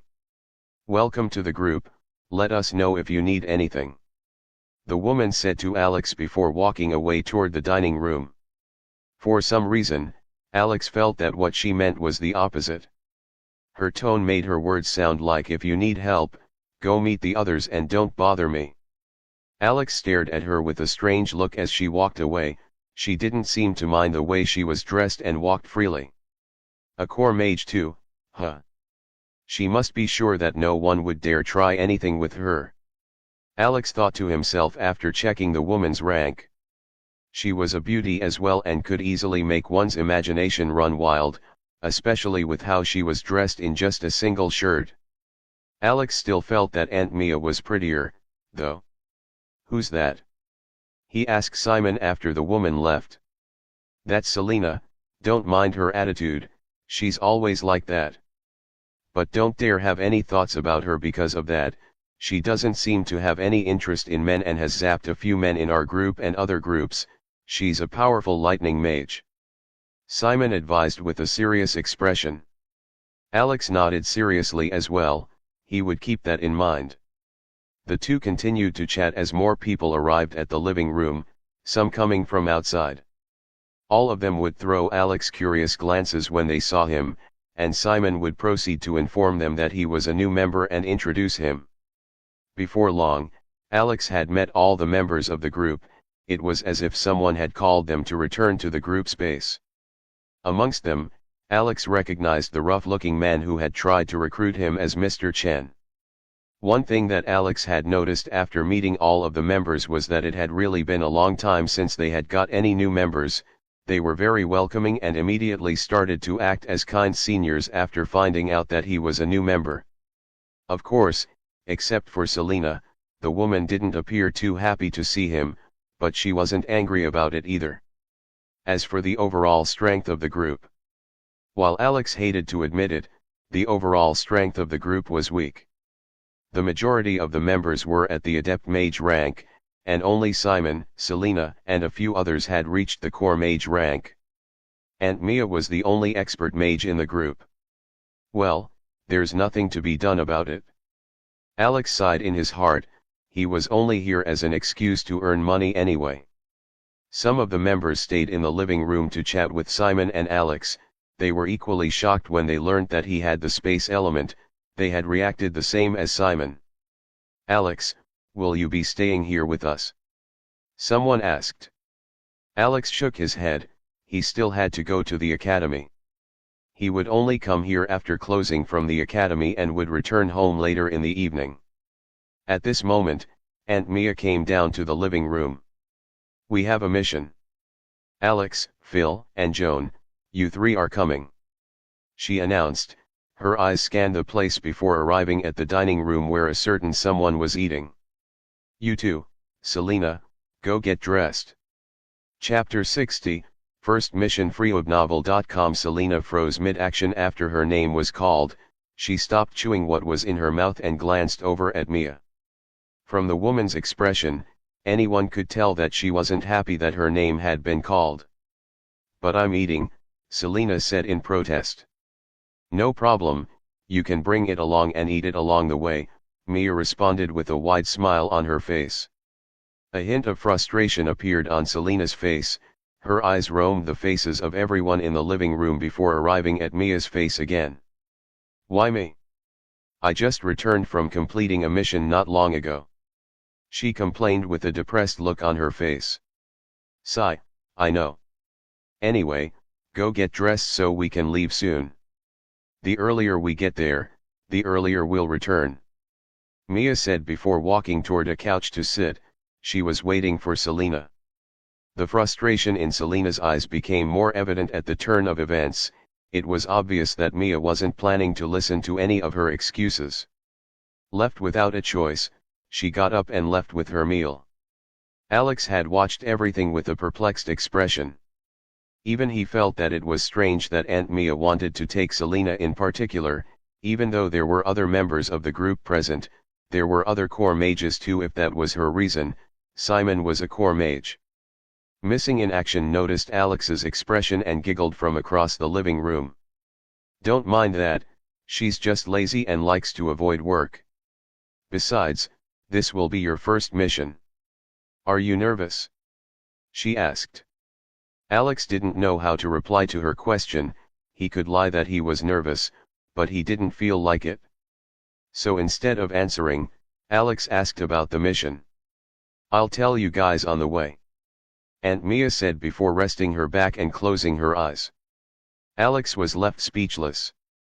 "You'll get used to it, just make sure to stay close to them during the mission," Simon whispered to Alex before standing up and leaving the room. Alex glanced at two figures sitting not too far away from him. They were a man with spiky blonde hair and a woman with short brown hair. They were Phil and Joan. They had been introduced by Simon earlier, so he still remembered them. Three adept mages, one core mage, with the addition of herself. "I guess the mission isn't that dangerous," Alex thought to himself. Since aura meter was still set at the adept mage rank, he was seen as one. He, with the addition of Joan and Phil, was the three adept mages. Selena was the core mage, while Aunt Mia was the strongest in their team that would be going on the mission. Not long after, Selena came down. She had changed into a different outfit. She was now in a black crop jacket with a shirt underneath, blue jeans, and brown boots. However, she still had an unhappy expression that screamed, "Don't approach me." Upon her arrival, Mia stood up and walked toward the door. "Let's go." The others immediately followed, including Alex. "Good luck. Stay close to the leader, don't move on your own. Don't get hurt," the others called out as he left, and Alex thanked them for their reminders before going after the others. Getting outside, Mia told Phil that he would be the one to drive. The latter didn't argue and immediately got into the driver's seat. Missing in Action and Selena took the back seats. Alex was left with no other option but the front seat beside Philosophy Aglow. Mia mentioned the name of their location, and Phil immediately set off. Aglow was another side of Balan City that wasn't too far from where the RWGB was located. They would arrive soon. Along the way, Mia finally told them about the mission. It turned out that a warehouse in Aglow had been occupied by magic beasts. They had been discovered some days ago by one of the workers. After investigations, it was discovered that the beasts were ant-type magic beasts and all of them were at the common rank. They had apparently dug holes in the ground where they lived and would come out to look for food every now and then. The magic beasts were the type that didn't take the initiative to hunt humans but would attack those who got close. This was why the workers in the warehouse were able to escape. As for their exact numbers, they were uncertain. Their mission was to go and kill all the beasts, and make sure that none was left. Ant-type magic beasts, I've met one before. Alex thought to himself as he recalled the ant beast he had killed outside the border some time ago. He remembered how hard its armor was. He had only been able to penetrate it because he was using spells of the core rank. After many minutes of driving, they finally reached a glow. With Mia pointing out the way, Phil was able to drive to the exact location where they would carry out their mission. Stepping out of the car, Alex looked at the huge building that was surrounded by many officers in Union uniforms and holding magic guns in their hands. They had set a radius of 10 meters around the warehouse into a restricted area and didn't allow anyone to approach. "Let's go," Mia said to the four. They quickly followed behind her and approached the officers. The officers immediately noticed them walking over and shouted for them to stop. "This is a restricted area, turn back this moment if you still value your life." One of the officers shouted but was completely ignored as Mia still continued to walk naturally. The four behind her kept walking as well. Seeing this, more officers came to face them and gripped their weapons hard as if they were prepared to take action at any moment. One of them was about to speak again but was cut off by Mia, who suddenly appeared in front of him. "Shut up and get out of my way if you don't want to get hurt," Mia said expressionlessly as she showed her explorer card to them, her cold eyes scanning their shocked faces. "E-Explorer Mia." One of the officers stuttered. What shocked them wasn't that Mia was an explorer but the speed at which she appeared in front of them. "We are members of the Rising Wave group, and dealing with the beasts inside this place is our mission here, so move out of the way," Jones said to the officers while pointing at the warehouse behind them. The officers immediately came back to their senses, and they moved out of the way. Of course, please forgive our actions just now." The officer who had tried to stop them apologized. Mia didn't respond and directly walked past them. Alex and the others followed behind her. They arrived in front of the warehouse. A large door that was several meters tall stood in front of them, while a smaller door could be seen on one of the huge doors. "Ready?" Aunt Mia turned to look at Alex and asked, and the latter nodded. Bang! Aunt Mia directly knocked the smaller door open with a kick. Alex. Chapter 61, Ice times Water Elements. The five of them stepped into the warehouse through the gap that Mia had created. The first thing that came to their minds the moment they entered the place was how huge the warehouse was. The space inside was over 100 meters wide. Besides that, it was also very dark. The next moment, their noses were invaded by a strong smell of decay. The air was thick, stale, and almost sticky, as if the air inside the warehouse hadn't circulated in days. Broken crates, damaged shelves, and disassembled pieces of machinery littered the place. Some had marks as if they had been gnawed through by sharp mandibles. Deep claw marks and slimy trails ran along the concrete ground and metal walls of the warehouse, evidence of the creatures that had made this place into their nest. The concrete floor was uneven as chunks of stones had been displaced from beneath to the surface, giving clear signs that something had burrowed through it. In several spots in the warehouse, wide holes that were wide enough to swallow up 2 or 3 people at the same time opened into the darkness below.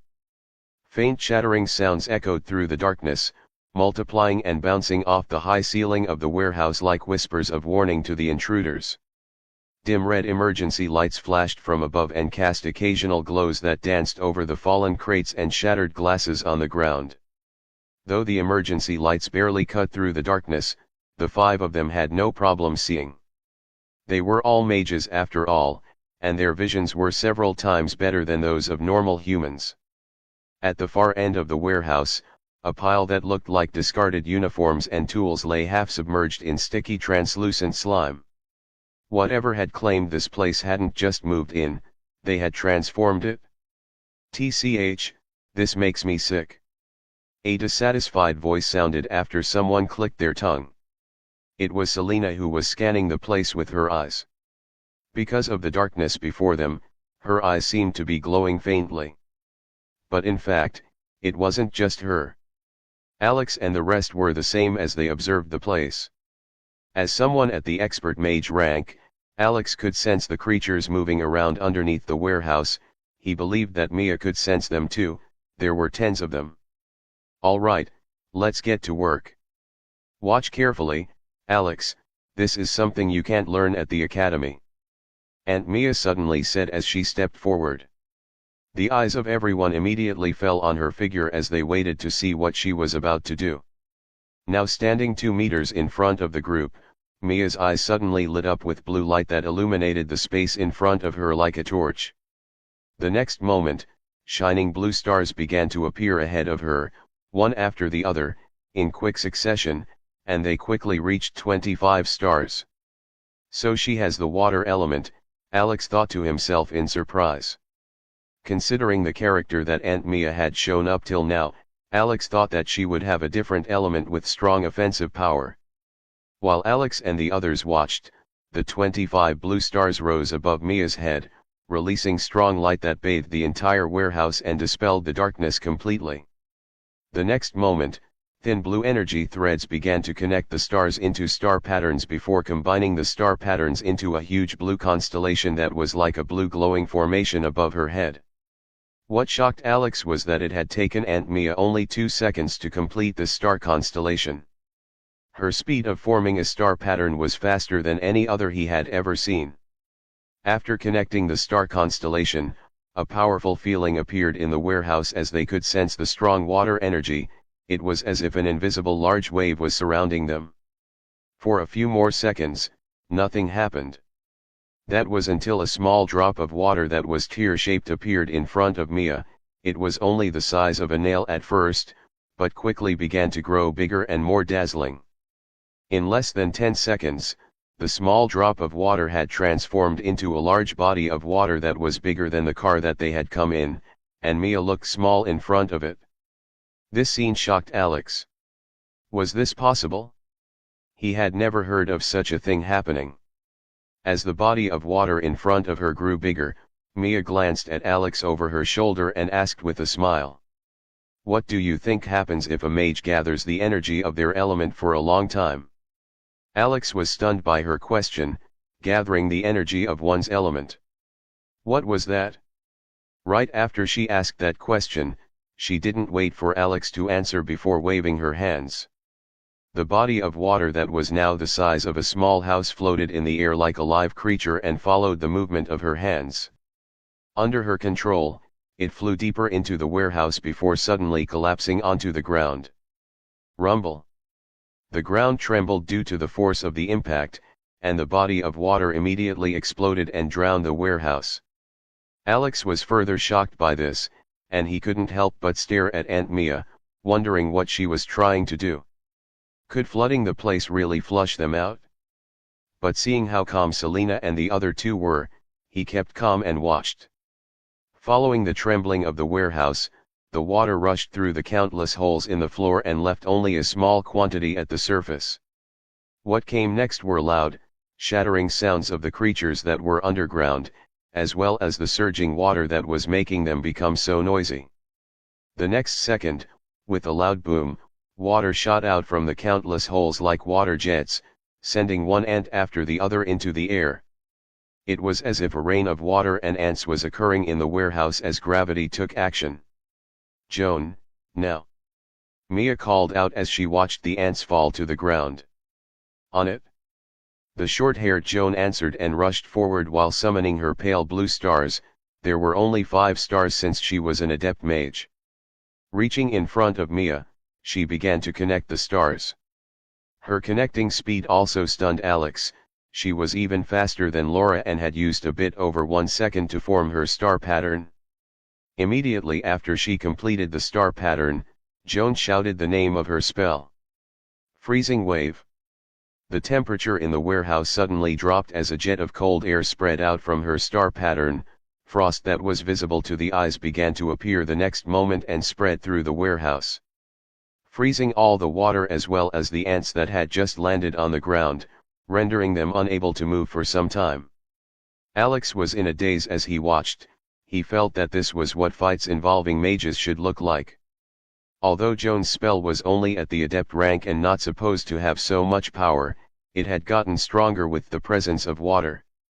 They had turned the floor of the warehouse into a frozen land. Impressive. Chapter 62, Cleaning the Warehouse. This was, enhancing the power of one element with another element. The two had complemented each other so well that the outcome was beyond Alex's imagination. Currently, all of the ants were stuck in the frozen ice.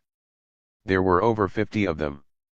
Some of them were completely frozen and couldn't even move their heads, while the others only had a part of their bodies stuck in the ice and were currently trying to break free by gnawing at the ice with their mandibles. After taking a good look at these ants, Alex realized that they were a bit different from the one that he had killed outside the border. Of course, that was only regarding their size and color. These ants had red armor that released a metallic glint, and were only 3 meters long while reaching a height of 1.5 meters. They were really small compared to the other black one that Alex had killed. Another thing that they noticed was the dark spots on their bodies that looked like dents or burnt marks. It seems like the officers might have tried to fight them after reaching here, but their weapons didn't work. All right, everyone, let's get rid of these babies before they can free themselves. Mia's voice sounded as she took the lead, directly dashing toward an ant that was closest to her and throwing a punch at its head. Bang! Her fist landed heavily on the head of the ant.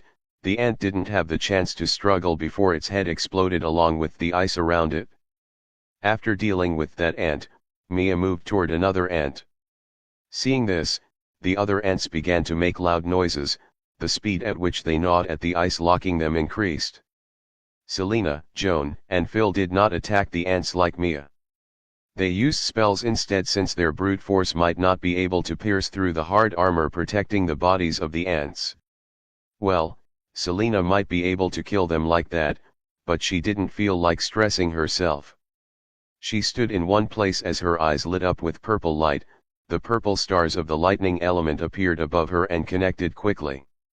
Lightning strike. It was a core spell of the lightning element.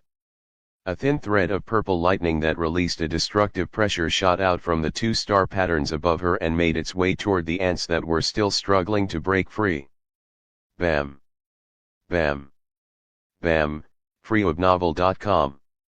The lightning strike was as ferocious as always, as it flew in a straight line and killed 5 ants in its path before exploding near the 6th one, brutally shattering its armor and scorching its inside. As for the other 5, they only had large scorched holes on their bodies, and their insides had been burnt up by the remnants of the lightning strike. They were all dead. Selena didn't stop there as she summoned more lightning strikes. Joan and Phil were not just standing around, either. Some of the ants had managed to break free and were rushing toward them. Joan had summoned her stars and cast frozen fangs.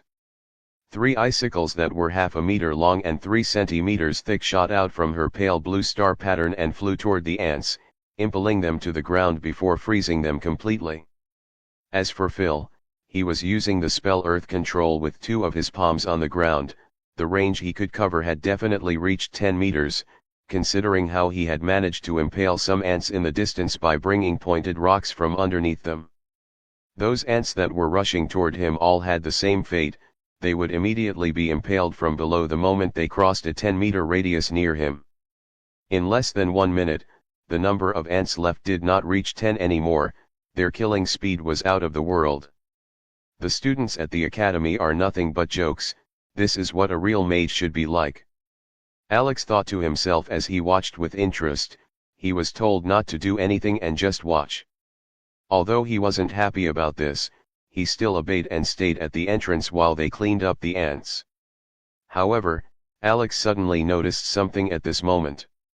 A huge wooden shelf that had fallen over was lying close to him on the left, and from behind the shelf were two red glowing eyes that were looking at him. The distance between the two of them wasn't up to 5 meters. Alex had missed its arrival because he was too focused on watching the others.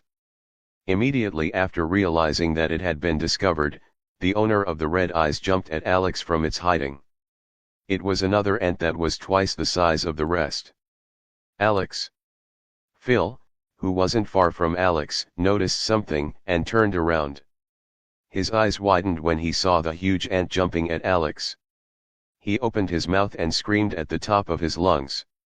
"Alex, run!" His shout attracted the attention of the others, and they turned to see what was happening.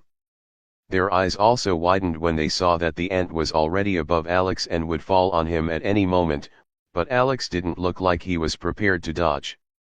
He must be too shocked to even move, was what all of them thought.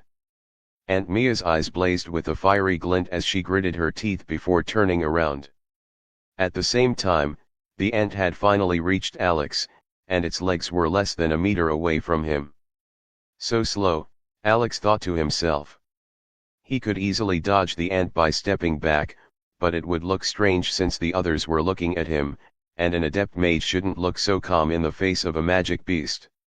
Especially not one who was supposed to be on his first mission. So to make it look believable, Alex suddenly dropped to the ground before the ant reached him. This action allowed the ant to fly above him and land on the other side. Alex rolled on the ground after dodging the ant before getting on one knee. He was now facing the ant. Suddenly, a 3-meter-long water blade appeared from nowhere and crashed into the ant, slamming it into the natal wall of the warehouse. Scree-a-a-a-a. The ant let out a loud sound as it stumbled to maintain balance. The water blade had created cracks on the side of its body, but didn't manage to penetrate inside. Alex looked in the direction from which the water blade had appeared and saw Aunt Mia rushing over with a cold look on her face. She was the one who sent the water blade. Although it was only an adept spell, it was probably the fastest spell that she could use to save Alex. Alex was amazed by her reaction speed. That attack would have definitely knocked the ant away had he been unable to dodge. Returning his focus to the ant in front of him, Alex didn't hesitate as his eyes lit up with a silver-white light, and he stretched his right hand at the beast while his stars appeared behind him. Telekinesis. Chapter 63, Mr. Chen is famous. The 4 people who had started to prepare stronger spells to help Alex suddenly stopped what they were doing. All of them had stunned expressions on their faces as they stared at Alex and the huge ant. After dodging the ant, they saw Alex glance over briefly before suddenly stretching one of his hands toward the ant. The next moment, silver-white stars appeared behind him before forming into a star pattern at an incredibly fast speed. At the same time that Alex's star pattern formed, the ant had stabilized itself and jumped at Alex again, but it suddenly stopped in mid-air as if it had been caught by something. It started to let out shattering sounds from its metal-like mandibles while struggling to break free. However, it didn't manage to break free from whatever had caught it. Rather, it exploded. Bang! Pieces of its solid armor, soft flesh, and blood exploded in the air and were sent flying in every direction. Mia. Joan. Selena. Phil. The 4 of them were stunned by what they had just watched. Alex had killed the ant that would have taken them 2 to 3 spells at the adept rank with just a single spell. Meanwhile, a notification that he had gained 10 EXP appeared in front of Alex as he slowly told up, his star pattern slowly disappearing. He now had 75 EXP points. Phil and Joan, stay near Alex. Leave the rest of the ants to us. Mia's voice sounded in Alex's ears, pulling his attention back to the 4. After receiving the order, Phil and Joan walked toward Alex while Mia and Selena went to take care of the few remaining ants. After reaching where Alex was, Phil suddenly patted him on the shoulder. "That was pretty impressive, kid. Not all rookies would be so calm in the face of a magic beast. Now I see why you were brought by the leader herself. You aren't a normal rookie," Phil said in admiration. He was really impressed by Alex's performance. "That's right, you did very well, Alex. Some of us fainted the first time we saw a magic beast up close like that. Not only did you manage to react, you even killed it? Joan clapped her hands together and stared at Alex with sparkling eyes. Hey, I didn't faint. Phil protested with a flustered expression. I never mentioned your name, hee hee. Joan stuck out her tongue and giggled, causing Phil's face to turn red with embarrassment. Anyway, that was very impressive of you, Alex.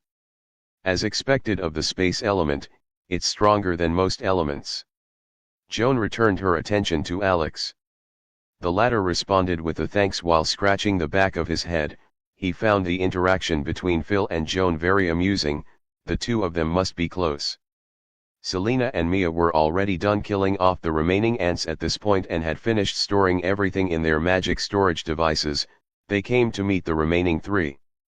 Mia stared at Alex with a relieved expression on her face before saying, "Thank goodness you didn't get hurt, your mother would have killed me." She sighed after and Alex returned an awkward smile. As for Selena, she just glanced at Alex without saying anything, but the way she looked at Alex had obviously changed a bit. It was clear that she now had a better impression of him. "That's all, let's go back." Mia clapped her hands and said to the group, Are we going to leave the place like this?" Alex hesitated for a moment before asking. The warehouse was still covered in ice, the only thing missing was the corpses of the ants. "Yes, the Union officers will take care of it." Joan was the one who answered him as they walked toward the small entrance that Mia had opened with a kick earlier. "Oh," was all Alex said before going mute. The group went outside and found the Union officers. They were surrounding the place with their weapons pointing at the warehouse as if ready to attack anything that came out that wasn't a human. Seeing that it was the group of explorers who went in earlier, they immediately lowered their weapons and slowly approached them. "How's the situation inside, ma'am?" The one who seemed to be the leading officer asks in a respectful tone. "The magic beasts have been dealt with, you can go in and take a look before reporting to your superiors." Mia glanced at him and stated before walking off, not bothering the officers anymore. The officers were not offended by her attitude and were stunned by her response instead. They had clashed with the ants and knew how hard their armor was, but this group had cleaned them out in just half a minute.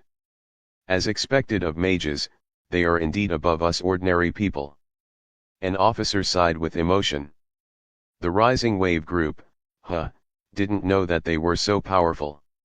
Another one said, "Now that I think about it, that woman looks like the leader of the Rising Wave group." "You mean the Water Witch, Mia? Why would she come to take care of such a small mission? Besides, she isn't the only one who uses an eye patch these days." Maybe I was mistaken."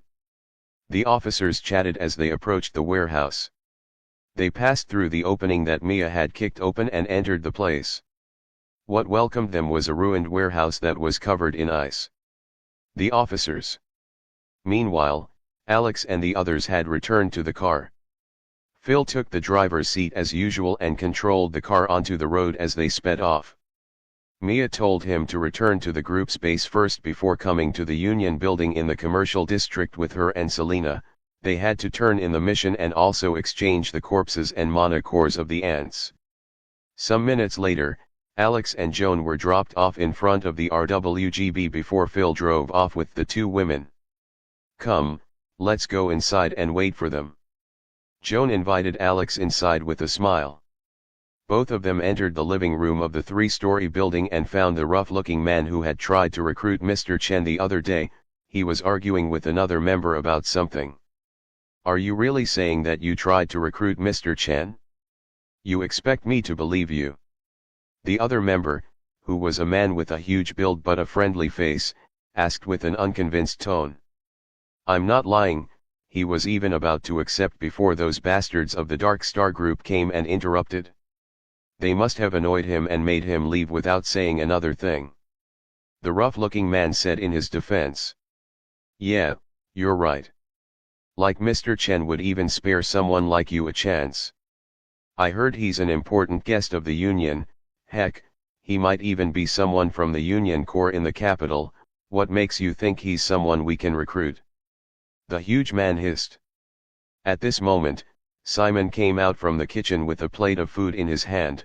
The aroma from the plate immediately spread to the living room. You two think too much. Many already know that Mr. Chen is a lone explorer without any ties to the Union. He's only held in high regard because he's powerful. Don't you know that all the core mages who have met him were unable to see through his rank? Simon voiced out as he walked toward the dining room. Alex. Chapter 64, his share from the mission. Was he, Mr. Chen, that popular? He had only been to the Union building a few times, but even the members of the Rising Wave group were already talking about him. How many more groups were discussing him? Well, it was good that way. He wanted to make his Mr. Chen identity a well-known figure. Simon seemed to notice him and Joan at this moment and called out to them. You're back so soon? Where are the others? Simon asked the two as they walked toward a couch in the living room. You should already know that we finished so quickly because the leader was with us. Phil took them to the Union building, Joan said as she dropped onto the softness of the couch. That's true, the leader doesn't like wasting time. Anyway, you must be hungry, Alex. Want to join me? Simon asked while gesturing for Alex to come to the dining room, but the latter shook his head and said he wasn't hungry. Oh, it's the new kid. How was your first mission? Come tell us about it. The two who were arguing immediately stopped and turned their attention to Alex. Alex looked at the two who were staring at him with shining eyes as if waiting to hear an interesting story. But before he could say anything, Joan sat up and began to recount what had happened in the warehouse. Her words had nothing but praise for Alex when she told how he had managed to dodge the ant despite it being a sudden attack. Wow, that's truly impressive, Simon commented while stuffing a spoonful in his mouth. Indeed, this dude had pissed himself the first time a magic beast attacked him. The huge man laughed while pointing at the rough-looking man. Hey, don't say nonsense. The latter shouted angrily, but this made the huge man laugh more and started to talk about their past experiences that were over 10 years ago. Some of them had just joined the group and were rookies. Alex listened with interest. The rough-looking man was unable to make the huge man stop talking and left the living room in embarrassment. Listening to the story of the huge man, Alex found many of their past experiences very amusing. Joan was even laughing from time to time, while Simon would add some details occasionally. Anyway, you did very well for your first mission. The huge man added after he finished his story. His space element was even more shocking, and his casting speed was incredibly fast too. Joan commented. It can't be helped, the space element is difficult to awaken for a reason. Fighting against a space mage can be considered a life mistake. Simon chuckled before suddenly realizing something. Alex, you're still in the academy, right? He asked, and Alex nodded in response. Then you'll be representing your academy in the coming tournament. Possibly, Alex replied. Then we'll come and cheer for you. I have no doubt that our youngest will get a good score in the tournament. Joan declared, and the two men chuckled while Alex smiled. He didn't deny her words. The door to the living room was open at this moment, and three people walked in. They were Phil, Mia, and Selena, who had gone to the Union building. Welcome back. Simon waved at them from the dining room. Selena glanced at everyone in the living room and, without saying anything to them, she made a beeline for the stairs before disappearing to the next floor. Sheesh, she's probably going to sleep. I wonder how she got to the core rank with such a lazy personality. Simon said jokingly, and the others laughed along. What a tiring day. Alex, I should take you back, it's getting late. Mia stretched her body and said as her eye landed on Alex. The first thing that Alex saw was the two peaks on her chest as she stretched. He quickly averted his gaze while saying okay. He stood up and walked toward the door. Phil, you'll drive. Mia voiced out as she walked toward the door as well. Phil. Didn't you just say you would take him back? How am I driving? Mia turned to look at Phil. She raised an eyebrow when she saw his expression. What's with the face? Don't you know that a woman shouldn't drive when there's a man around? Be a gentleman and drive, she said with a wide smile. Phil let out a helpless sigh. Why did he even bother thinking that their leader would drive? It was easier to just do as she said. At least that way, one would not have to question oneself too much. Come back soon, Alex. Let's hang out sometimes, I'll buy you whatever you want. See you soon. The three who were left in the living room waved at Alex. Alex waved back with a warm feeling inside him. They were really treating him like their youngest, and he was very familiar with this feeling from his past life. This was how many of the shop owners treated him where he used to work. It was a nice feeling. Guess joining them wasn't a bad idea after all. Alex thought to himself as he sat with Mia in the back seats while Phil drove toward the outskirts. Ahem, Alex, can you do me a favor? Mia suddenly cleared her throat and said to Alex in a serious voice. Alex was startled to hear her speaking in such a way. He almost felt that someone had possessed her. What is it? He made out after a while. Could you not tell your mother about the incident that happened today? I might be a mage, but even I can't stand getting an earful from her. She's scarier than magic beasts sometimes. Mia said while looking at Alex with one eye. Knowing that her other eye was fine and she was wearing the eye patch for fashion helped Alex not feel strange from being stared at with one eye. He agreed to her request and promised not to tell his mother that he was almost eaten by a huge ant today. Thank you so much, I'll help you find a girlfriend like your Aunt Mia as a reward, Mia said with a smirk, and Alex's face immediately turned red, causing Mia to laugh. Anyway, after collecting the payment for the mission and selling the corpses and cores of the ants, we got a bit over 2 million zen and your share is 400,000 zen, Mia stated after she stopped laughing. Alex. He did some calculations in his mind and realized that Mia had basically split the money equally among everyone who went for the mission. This touched him. Even though it was less than what he made when he went out by himself, she had given him this much, even though he had only killed one beast and literally watched through the rest of the mission. Thank you, Alex said after a while, his voice filled with gratitude. With this money, he could pay his parents' debt right away and still have a lot of money left. You're welcome. Would you want me to send your share to your account or your parents'? Mia asked. Send it to my parents' account, Alex answered. After all, he didn't have an account yet. Chapter 65, Peak of the Expert Mage Rank. They reached Alex's home after some time. Phil was left to wait in the car while Alex and Mia went inside the house. They met Alex's mother and Emily preparing dinner together. Alex left to his room to go wash up while Mia stayed with his mother downstairs. Several minutes passed before Alex came down. His mother told him that Mia had already left, as she couldn't wait to have dinner with them. Big brother, you're now an explorer? That's so cool! Emily exclaimed with sparkling eyes as she looked at Alex. Alex smiled and rubbed her hair before looking at his mother. His mother currently had a conflicted expression as she stared back at him. After a while, she asked Emily to go check something in the kitchen. Okay, Mom. Emily answered and ran off, leaving Alex alone with their mother. Mom. Alex tried to speak, but was cut off by his mother, who suddenly walked toward him and hugged him. Her shoulders were trembling, and her breathing was heavy. Thank you, son. Thank you so much. She made out in a whisper, her voice almost cracking. Alex smiled as he stared down at her. He hugged her back before telling her that he was okay and that he was very happy that he was able to help. You and Dad have done your best for us, it's only right that I can help you as well. I'm grown now, Alex reassured. His mother pulled back at this moment, the smile on her face was on the verge of collapsing. She wiped the tears from the corners of her eyes.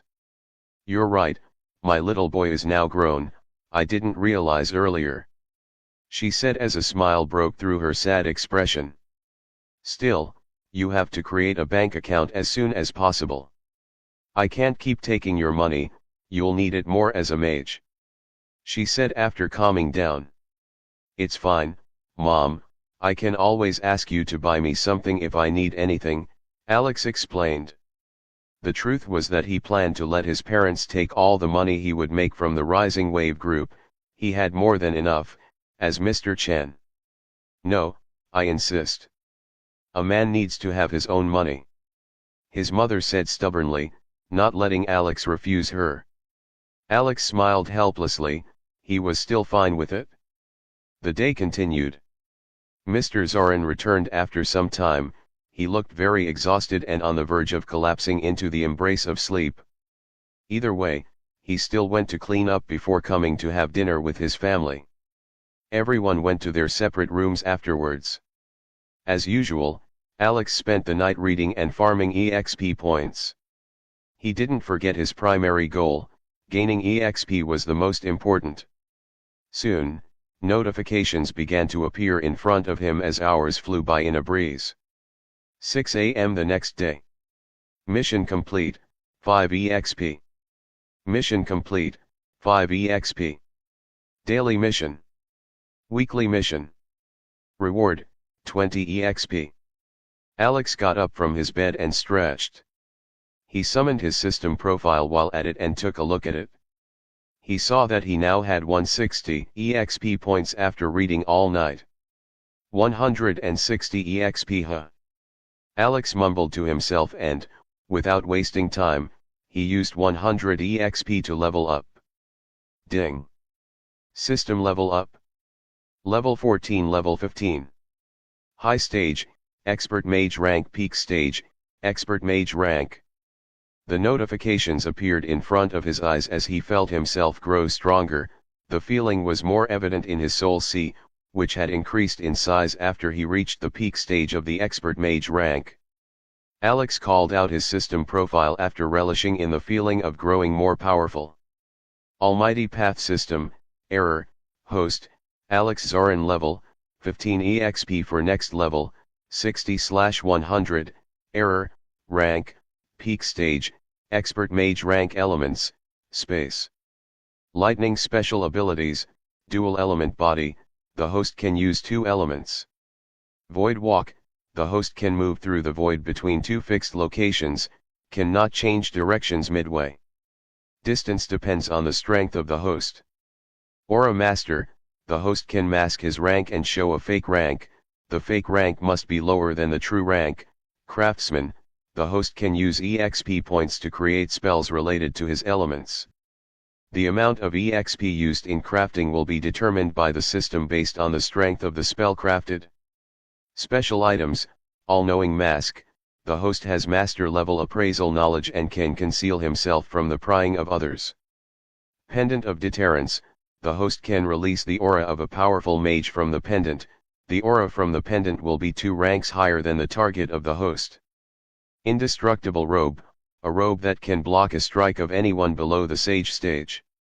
Fruinovel.com now 40 points short of reaching the master mage rank. Alex thought to himself, he was feeling excited about reaching the next rank. He would go look for that red-eyed bear after reaching the master mage rank. Alex put the thought of that at the back of his mind for now as he got ready for the academy. It took him a few minutes to finish his daily activities and get into his uniform before heading downstairs. His mother was surprised to see Alex had come down earlier than usual. Emily had yet to come down. "Haha, I woke up earlier," Alex explained. He saw his dad was present and had yet to leave for work. "Good morning, Dad," Alex greeted. Your mother told me about yesterday." "Thank you, we'll keep the rest for you after settling the debt," his father said with a serious face. "It's fine, you can use it all." Alex waved with a smile. "No, it's your first payment from being an explorer, get something for yourself or do whatever you want with it." His father stared at him and said strongly, "Alex." He couldn't help but glance back and forth between his parents. Alas, these two were the same, stubborn. "I understand." Alex gave up on persuading him. His father nodded and went silent for some seconds before suddenly saying, "Good job, son." Alex was stunned by the sudden words while his mother smiled from the side. "Thank you," he responded after a while. Unlike usual days, Mr. Zoran stayed behind to have breakfast with his family before going out. Emily and Alex left the house together as usual. They parted ways after reaching Emily's school, and Alex continued to the academy on his own. Although he no longer worked at the library, Alex still maintained his habit of coming early. Only a few teachers and students who used to come as early as he had arrived. "Good morning, Senior Alex." A student greeted Alex when they walked past each other. "Alex." He was stunned by the student's greeting, plus he didn't feel any ridicule from the other party.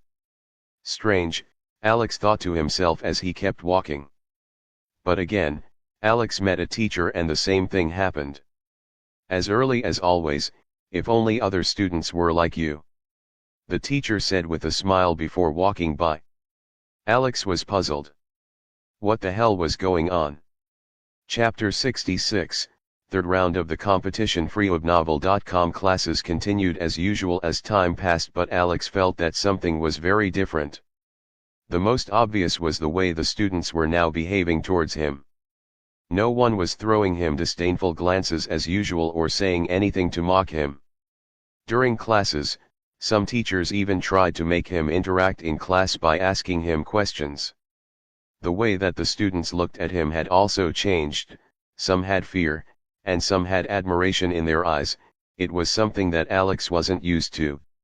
What he didn't know was that after the competition yesterday, the majority of the students and teachers had been convinced Alex was the real deal. To be precise, his rare element was the real thing. It would be stupid of them to continue treating him like they used to, especially now that he wasn't trash anymore and was even amongst the strongest now, if not the strongest already. Some were debating who would win between him and Goddess Laura. That aside, the students had concluded after watching Fabio's miserable fate yesterday. They had to stop treating Alex like they used to. Those who had bullied him or openly ridiculed him had become fearful. They started to avoid Alex because they feared that he would come to seek revenge on them. Others who had not done anything bad in particular to him were now thinking of how to get closer to him. As for the teachers, they wanted to amend their wrong actions over the years. They had neglected Alex and discriminated against him, turning a blind eye to his predicament and even scolding him when he reported about what the students were doing. They felt that they had been blind and wanted to make up by becoming friendly with Alex. After all, with what Alex had displayed so far, he was bound to make a good performance during the tournament and would definitely be noticed by scouts of big magic universities. Alex might even get the chance to leave Ballon City to go study outside if a very powerful magic university takes notice of him. His future was set, and he was bound to become a notable figure in future. Who wouldn't want to form a connection with such a person while they have yet to grow? It was simply investing without putting in any real money. They would be able to achieve something in future if Alex remembered them. After all, while Ballon City was a huge city with lots of people, it was sort of a backwater place and didn't even have a single magic university in it. As time went by, Alex began to notice this as well. Some people who had never bothered to talk to him during their years in the academy and had ignored his existence now took the initiative to greet him. Some girls even tried to ask him out after they ran into Alex in the hallway. Alex found their actions amusing. Did they really think he was so easy to fool? They wanted to get close to him now that he was showing results. Big dreams. Alex wore a deadpan expression on his face as he ignored all of the students who tried to communicate with him, and his tone was emotionless as he answered the teachers who asked him questions during class. If anything, Alex was happy that a certain teacher was still stubborn and still shot him the same hateful glare when they met. Teacher Arnold. Very well, I'll see what your expression will be like after I defeat your favorite student. Alex thought to himself as he made his way toward the field. After attending one class after another, it was finally time for the third round of the competition. The number of students had reduced significantly after the previous 2 rounds of the competition. Today's matches would be over quickly. Reaching the field, Alex found a spot that was close to the ring and sat down. Some of the students spotted him and immediately came to sit close to him. "Hello there, Senior Alex. Can we sit with you?" A pretty female student with large pears that threatened to burst out from her uniform asked with a smile as she tucked her hair behind her ears. Her smile was so dazzling that most boys their age would definitely find themselves stuttering and lost in her beauty, but this wouldn't work on Alex. He turned to stare at the group of 5 girls and with an expressionless face, he said, "Scram." His tone was as cold as a 100-year-old iceberg and sent shivers down the bodies of the students. They immediately recreated with fearful looks. Sorry for disturbing you. We'll leave. Go quickly, this place is too cold." The girls whispered to one another as they were frightened away by Alex. Alex snorted and didn't pay them any more attention. While many of the students already started to see Alex in a different light, there would always be some stubborn ones who still didn't feel convinced.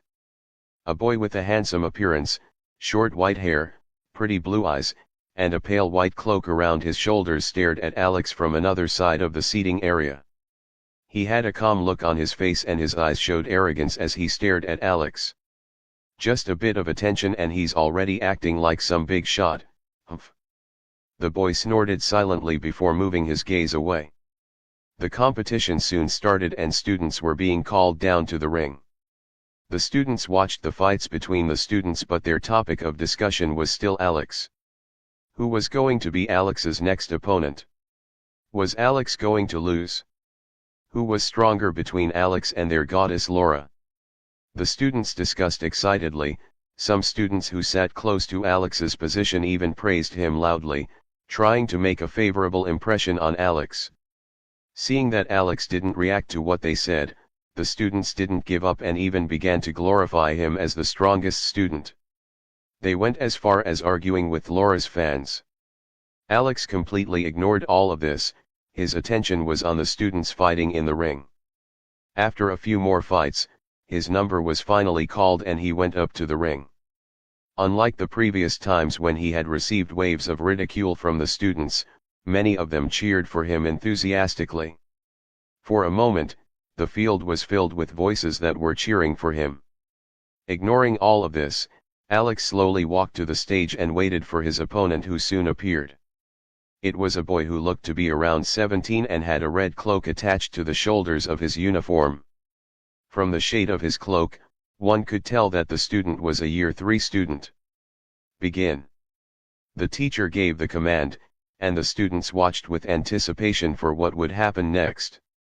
However, they didn't see the student rush to attack Alex, nor did Alex summon his stars. I surrender." A weak voice sounded from the stage, stunning everyone. The spectating students immediately went into an uproar after recovering from their shock. Alex's opponent had surrendered. Chapter 67, The Two Strongest. The field went into an uproar after Alex's opponent surrendered and hastily ran out of the ring. The student fled like someone who was being chased by a magic beast. It was as if he was afraid that Alex would refuse his surrender and attack him out of the blue. Alex, as well as the 2 teachers, were stunned by the student's action but quickly recovered. They felt it was only natural that some of the students would choose to forfeit after witnessing what happened to Fabio the previous day. Besides, this wasn't the first time a student was giving up before the match even started. With the teacher announcing his victory, Alex walked out of the ring and returned to his previous seat.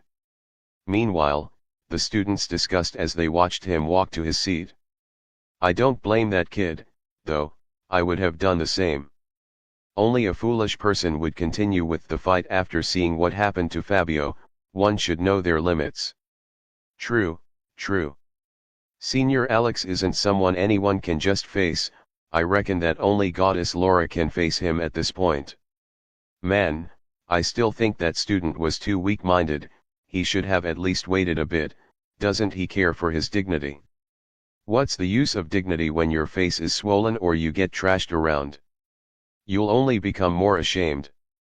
Anyways, now that Senior Alex has won his third match, he only needs to win 2 more matches before he can qualify for the top 5 and become one of the people to represent the academy. Vav, I never imagined that the trash, I mean Senior Alex would make it into the top 5.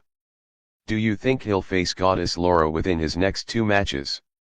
Most likely not, they are both currently the 2 strongest students, and the academy would want the 2 of them to represent it in the tournament. They can't face each other in the tournament. Ah man, but I want to see the 2 of them fight. How will Goddess Laura get her revenge for what happened at the theme park? What revenge? Nothing happened. I even heard that they never met, and it was all a rumor. The students chatted and Alex quietly listened. He found some of their words to be true. The academy would definitely not want to disqualify either of them now that they had seen what he was capable of. It was only natural that they would want their 2 strongest students to represent them in the tournament and get a good score. Then, how is Laura going to get back at me like she promised? Alex thought to himself as his eyes scanned the crowd and quickly located Laura. Coincidentally, she was also staring at him with eyes full of hatred. A provocative smile immediately formed on Alex's lips as he mouthed slowly. "What are you going to do now?" He made sure to move his lips in a way that Laura would be able to read what he was saying. And as expected, the look in Laura's eyes instantly intensified and it was as if she was about to spew flames from her eyes as she gritted her teeth. Alex grinned in satisfaction before resting his back. He found Laura's reaction to his liking. A thought suddenly appeared in his mind. He had read many comics of enemies turning to lovers. Their background story was just like his and Laura's currently. There was no real reason for hatred, but the grudge between them wasn't something that could be resolved easily. It couldn't be that they would end up becoming a couple in future, right? At the thought of this, Alex immediately shook his head fiercely to dismiss the thought. Never, he would never allow such a thing to happen. Who had time for love? Farming EXP and becoming the strongest mage was his priority.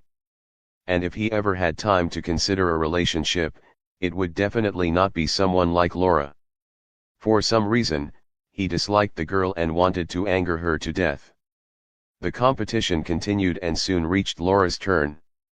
Her opponent was a tall boy with a lean build who had the water element. He was a classmate of theirs, a year 4 student. Maybe because Alex had already irritated her, the instant the teacher voiced for the fight to begin. Laura immediately attacked, forming a star pattern in just a second and hurling a large fireball at her opponent. Her speed of casting adept spells had become faster. The boy was terrified by Laura's ferociousness and hurriedly shouted that he would surrender, but the fireball was already in front of him like a huge boulder, blocking his field of vision and increasing the heat around the boy rapidly. Luckily, the teachers were not for show and reacted in time. One of them flashed toward the fireball while the other dashed toward the frightened student and brought him away.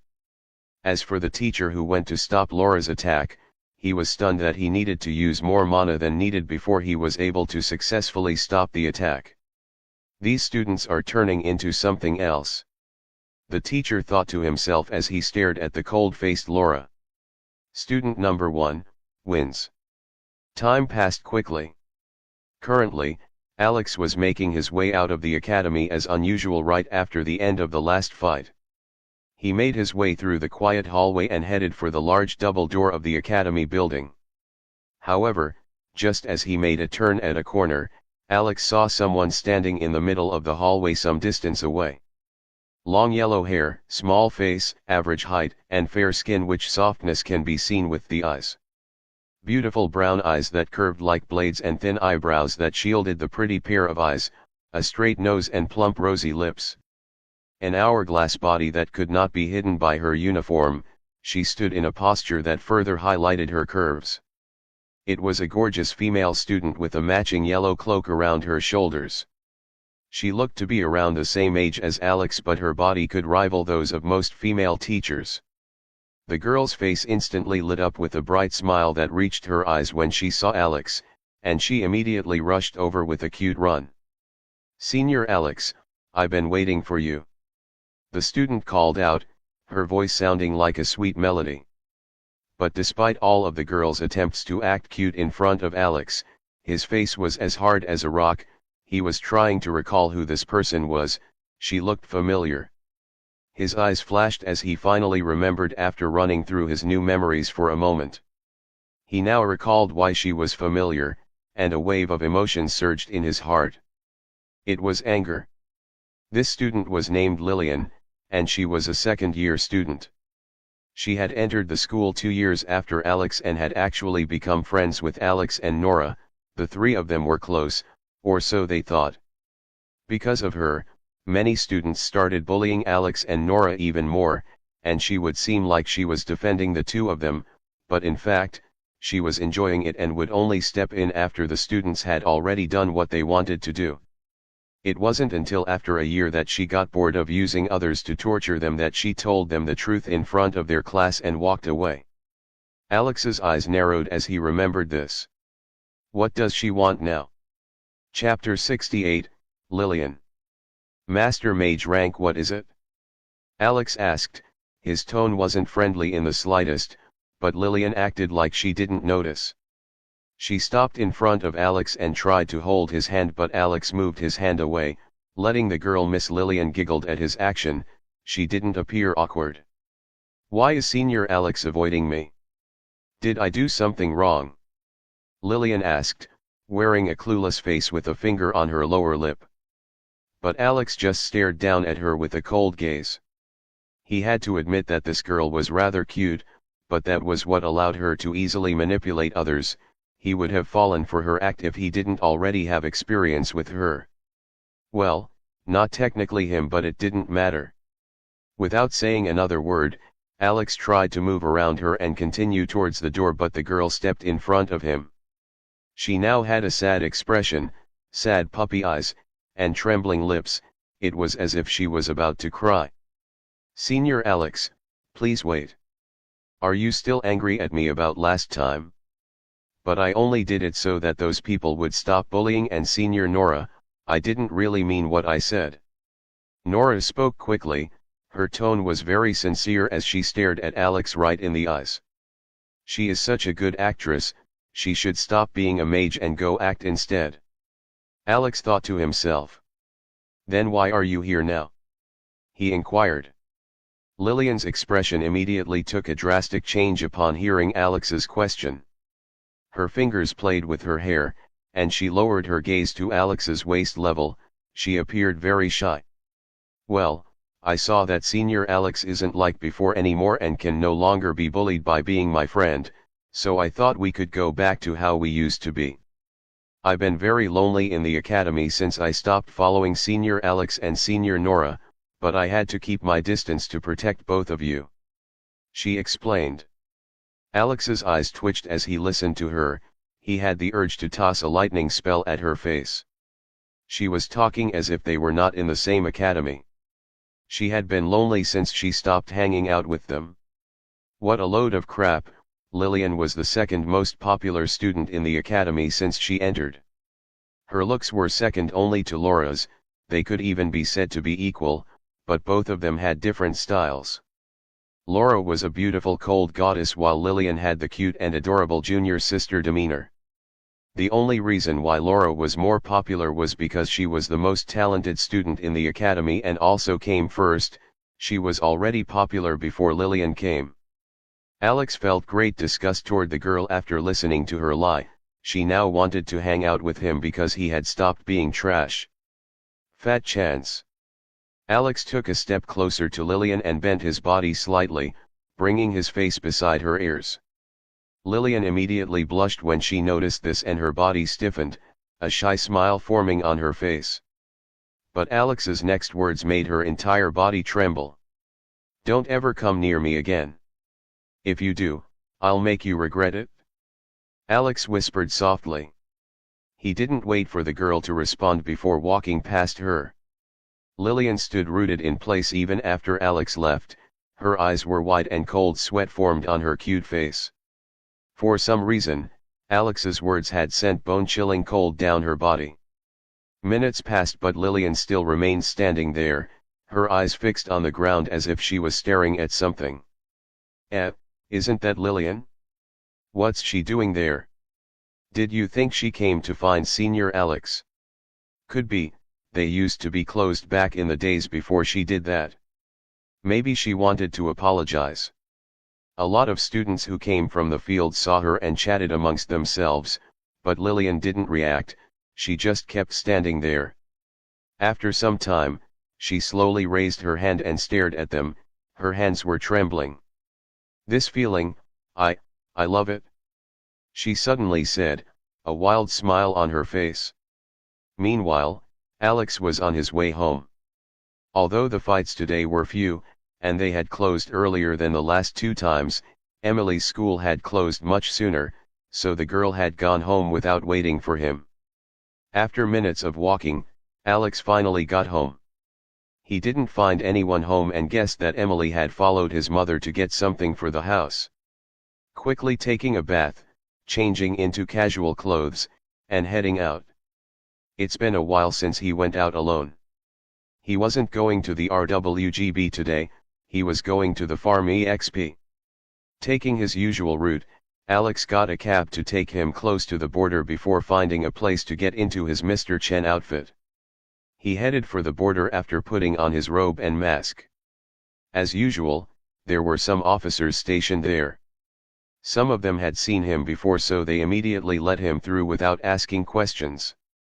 Getting outside, Alex once again saw the large barren earth with the forest in the distance. He somehow felt like he had not been here for a long time and had missed the place. All right, time to start farming. Alex thought to himself as he made his way toward the forest. Not long after, he came across a magic beast. It was a one-eyed wolf, a common ranked magic beast. Space bullets. Bam. Bam. Bam. 3 invisible space bullets flew out of the star pattern that had formed above Alex and pierced the one-eyed wolf, killing it instantly. Mission complete, 10 EXP. So easy. Alex thought to himself as he went to store away the corpse of the wolf in his storage ring.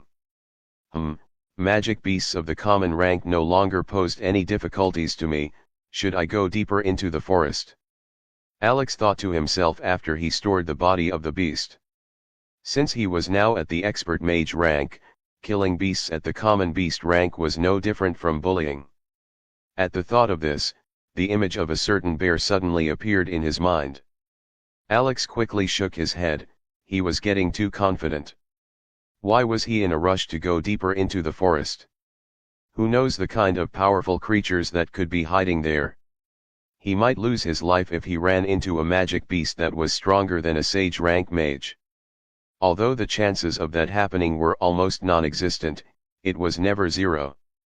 After all, there are many magic beasts around here for me to level up and get stronger, no need to be in a hurry. Alex quickly told himself. As for the bear he had encountered the last time, he would wait till he reached the Master Mage rank before going back to kill it. And just like that, Alex continued his hunting. Lightning strike. Mission complete, 10 EXP. Take this punch. Bang. Roar. Mission complete, 10 EXP. Lightning spark. Squeal. Mission complete, 10 EXP.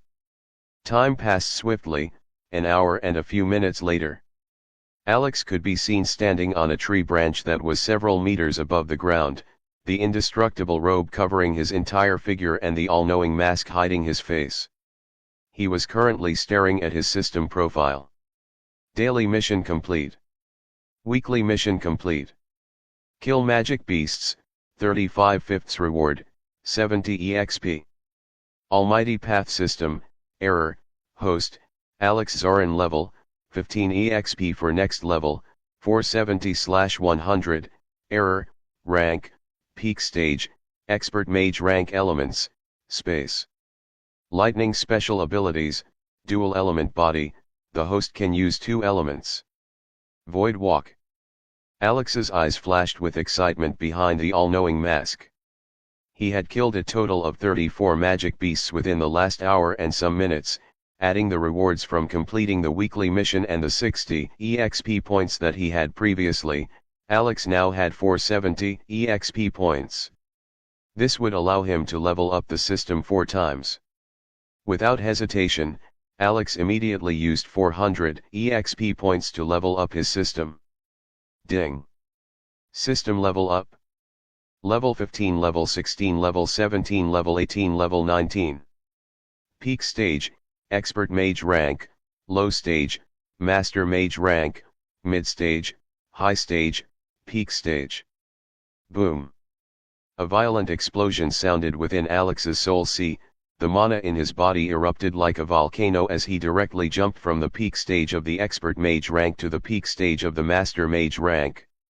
The force of the explosion resulted in a violent gust of wind blowing around Alex like a tornado and causing the mana in the air to surge. The force of the wind was so strong that the tree branch which he was standing on, which was over 2 meters thick, shattered into splinters and Alex dropped to the ground. Thud. His feet landed on the ground with a sound and caused the ground to crack under his pressure, his robe fluttering wildly. Alex slowly lifted his hands and looked at them, a great rush of power coursing through his body. It was as if he just woke up from a dream. He felt 10 times, no, 100 times stronger than before when he was at the peak stage of the expert rank. So this is how the Master Mage rank feels like.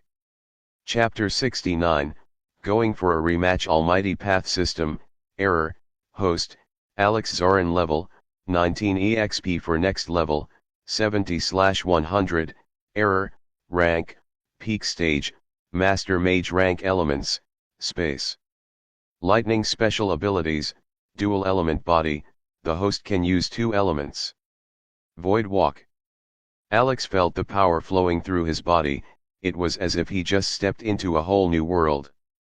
This was the Master Mage rank, a rank that 80% of mages would never reach in their lives.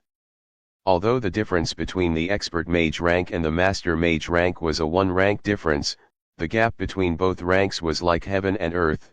Many mages would find it difficult to cross to this rank because it required not just talent but an astronomical amount of resources. But Alex had reached it just like that. All he had to do was kill weak magic beasts. Other mages would definitely die from jealousy if they found out, it was just too unfair. Alex lifted one of his hands and the next moment, stars appeared like flashes of light before forming 2 huge star constellations above his head. It had only taken a second for the 2 star constellations to form. This was proof that one had reached the Master Mage rank. One soul C would be able to contain the number of stars needed to form 2 star constellations, and they could use spells at the Master rank. Alex stared at the 2 purple star constellations that were releasing violent pressure, and a satisfied smile formed on his face. As expected, the system helped him learn the star constellations as soon as he reached the Master Mage rank, and his speed was shocking. One had to know that after reaching a new rank, a mage would have to learn to control the newly formed stars in their soul C before restarting the process of connecting the stars into star patterns and then star constellations. This process usually took weeks or even months, and their speed would be very slow. After they finally managed to learn it, they would only get faster over time. But Alex was different, he was able to skip all those long procedures thanks to the system. Truly a system deserving of its name, the Almighty Path System. After admiring the star constellations for some time, Alex withdrew his star back to his soul C, and the star constellations vanished along with the violent pressure of the lightning element. Alex's soul C right now had expanded greatly after he reached the Master Mage rank and could now fit in the 100 stars of his 2 elements. The amount of mana that he could now store was unimaginable. He couldn't even imagine the amount of spells he could cast before experiencing mana shortage. Of course, that was only related to low-rank spells. Using spells that corresponded to his current rank would consume his mana quickly. After withdrawing his stars back to his soul sea, Alex turned and stared in a particular direction in the forest. It was the direction where he had encountered the red-eyed bear the last time. Alex had promised to go for a rematch after reaching the Master Mage rank, and now he had reached it. He was going to kill that bear. He was already done hunting for the day. He planned to kill the bear before returning to the city. This time, Alex didn't use the system skill, Void Walk, to head deep into the forest. He wanted to test how much his body had improved after he reached the Master Mage rank. With that in mind, Alex slowly lowered his body before jumping into the air. Boom! A loud sound rang out as the ground exploded under Alex's force. The next moment, Alex found himself in the air above the forest. He had jumped higher than the gigantic trees of the forest. Wow! Alex couldn't help but exclaim as he took in the view from above. As far as his eyes could see, everywhere was covered in trees of different heights. He could not see an end to the sea of trees. This is awesome. Alex thought to himself as his body flew forward while descending. He easily crossed hundreds of meters while in the air. Some seconds later, Alex finally dropped back into the forest. Boom! Another explosive sound rang out as Alex's feet made contact with the floor of the forest, sending chunks of earth into the air and creating a huge crater with him at the center. Well, that was a rough landing. I should work on that in the future, Alex muttered to himself. Although he didn't feel anything, the same could not be said for the place around him. Mages below the expert mage rank would have gotten hurt if they were around. Alex looked at his surroundings to determine how far he had jumped. The void walk had taken him very far the last time, which was why he had encountered such a powerful magic beast. As expected, Alex couldn't recognize where he was. All the trees looked almost the same. Left without a choice, Alex spread his senses around him if he would detect anything. Although he didn't think that he had jumped far enough, the sound of his landing must have traveled further. That bear would definitely have heard it if it was within a kilometer radius of this place. Now that he was at the Master Mage rank, Alex's senses were like invisible ripples that covered hundreds of meters radius around him, and he could vaguely make out everything within the range of his senses' detection. What's this? Alex couldn't help but mutter to himself as his senses picked up the presence of something around 500 meters ahead of Alex, but the thing was rapidly approaching him. Alex frowned. Although he wasn't able to tell exactly what it was, he could at least make out its size and shape. Judging from what Alex was seeing, this thing wasn't the bear that he was looking for. It was even smaller than a human. But it's pretty fast. What is it? Alex mumbled as his frown deepened.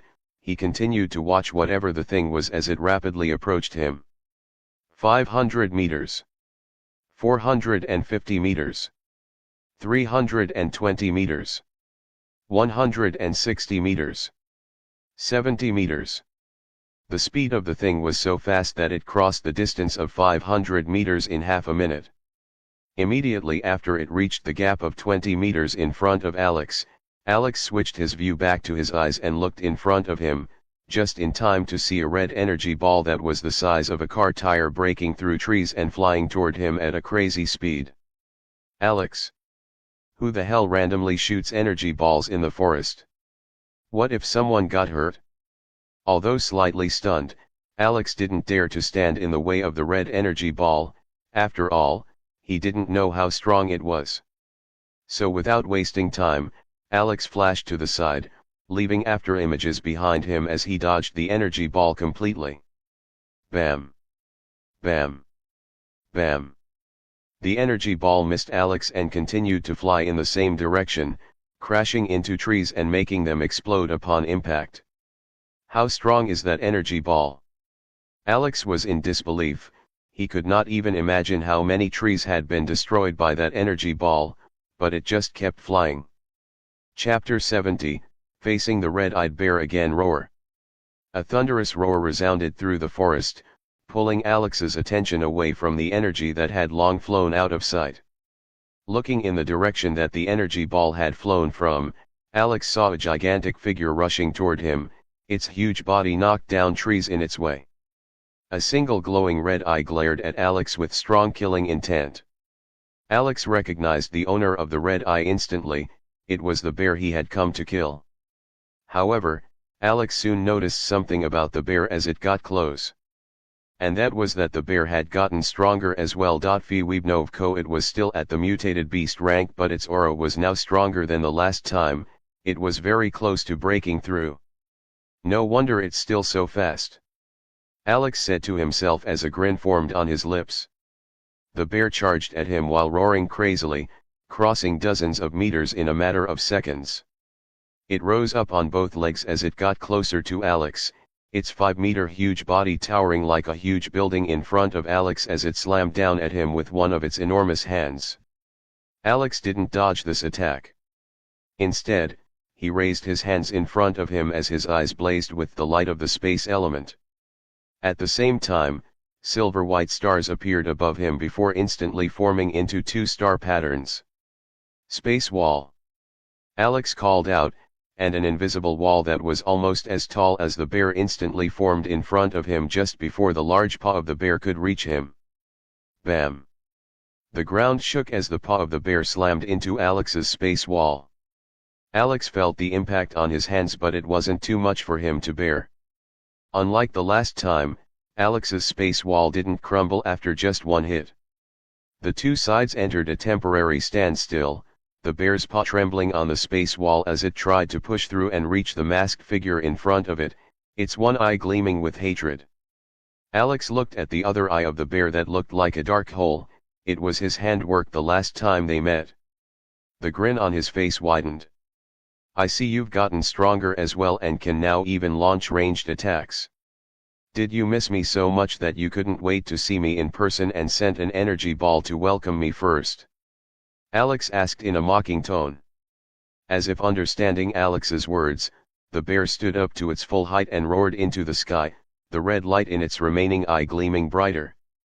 It had definitely been enraged by Alex's words, but more importantly, it remembered Alex as the person who damaged its other eye. After letting out an enraged roar, the bear looked down at Alex again as it slammed down, this time with both of his paws. Alex obviously wasn't going to block that hit. Defending against one paw was already close to his limit, even as a master mage. Swoosh! Alex's figure turned into a black shadow as he moved away, and went to the bear's side. Bam! The paws of the bear smashed into the place where Alex was standing just a while ago, instantly destroying the ground and sending chunks of earth and dirt flying everywhere. From its side, Alex ignored the commotion caused by the bear's attack. He balled his right palm into a fist before punching out with all his strength. The sound of his fist tearing through the wind could be heard clearly, and an even more devastating sound followed after his fist met with the hairy leg of the beast. Lap! Boom! It was as if an explosion set off, accompanied by the sound of two solid objects colliding at great speed. A powerful shock wave swept up from the impact and sent Alex and the bear sliding backwards. Roar! The bear let out an enraged roar after getting punched by Alex. Its red eye was on the verge of bathing the world in its brilliance. Meanwhile, Alex shook his hand as he rubbed his wrist. He had felt that punch too. This beast's body was hard as hell. As expected of a magic beast at the mutated rank, I have to use spells if I want to kill it.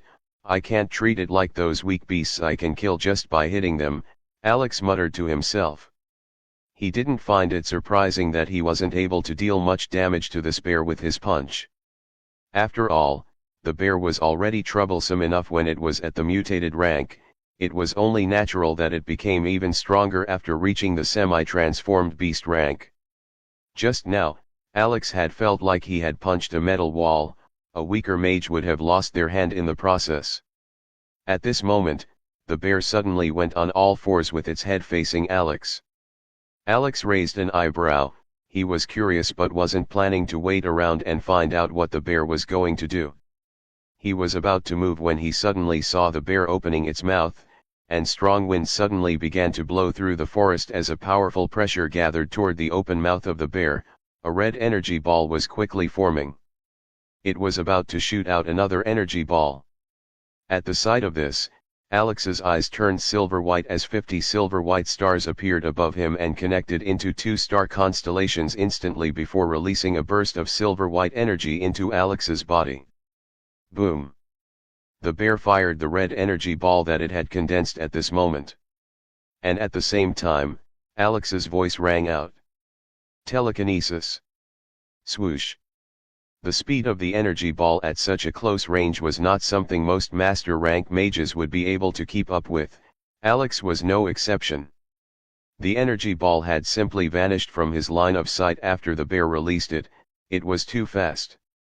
0.002 seconds later, just before the energy call could crash into Alex, it suddenly came to a halt a few centimeters in front of his face. That's right. The energy ball had stopped in front of Alex's face and was less than a meter away from touching him. Alex had caught it with his telekinesis.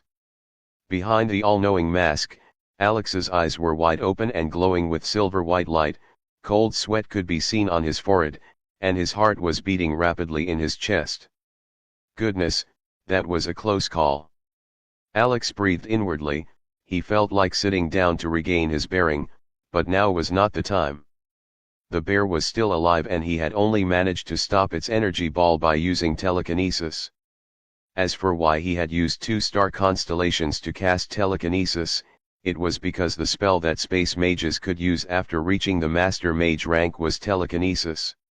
To put it short, the space element had 2 spells with the same name. As for their differences, the telekinesis at the adept mage rank only allowed a mage to control an object with their hand movements, and it was only a single item at a time that they could control. Plus, the strength of the control of telekinesis at the adept mage rank was weak, with its foundation being the sub-stages that the mage was at. As for the telekinesis at that master mage rank, not only did it allow a mage to control objects without lifting their hands, but they could control multiple objects at the same time. This meant that a space mage at the master mage rank could control multiple people or objects at the same time with just their eyes, and they didn't need to pay special attention to each target under their control. Chapter 71, Lightning Bolts. This was also the reason why Alex was able to stop the energy ball that the bear had shot at him. Because of how fast the energy ball was, Alex would not have been able to catch it since he couldn't see it clearly and had only managed to stop it because he had caught a glimpse of it. Currently, the red energy ball was vibrating in the air in front of Alex's face, churning around like a ball of red liquid. It was trying to break free from Alex's control. Alex's mask currently looked like it was covering a ball of white light as the glow in his eyes blazed through the cracks on the mask. Beneath the mask, Alex was gritting his teeth and his expression showed a struggling look. Holding the energy ball in place was really difficult. Seeing that its attack had been stopped, the bear didn't hesitate and dashed toward Alex. Perhaps it was incapable of firing multiple energy balls in a short time, so it went in for a close-range attack instead of shooting another energy ball. The forest floor shook as the bear rushed forward with great speed. It arrived in front of Alex in a split second. One of its enormous hands lifted high in the air, growing taller than some of the surrounding trees. Swoosh! The sound of the wind being ripped apart could be heard as the bear brought down his huge hand, its gigantic shadow swallowing the area around him. Alex immediately noticed this and his expression hardened as he controlled the energy ball with force. Ah!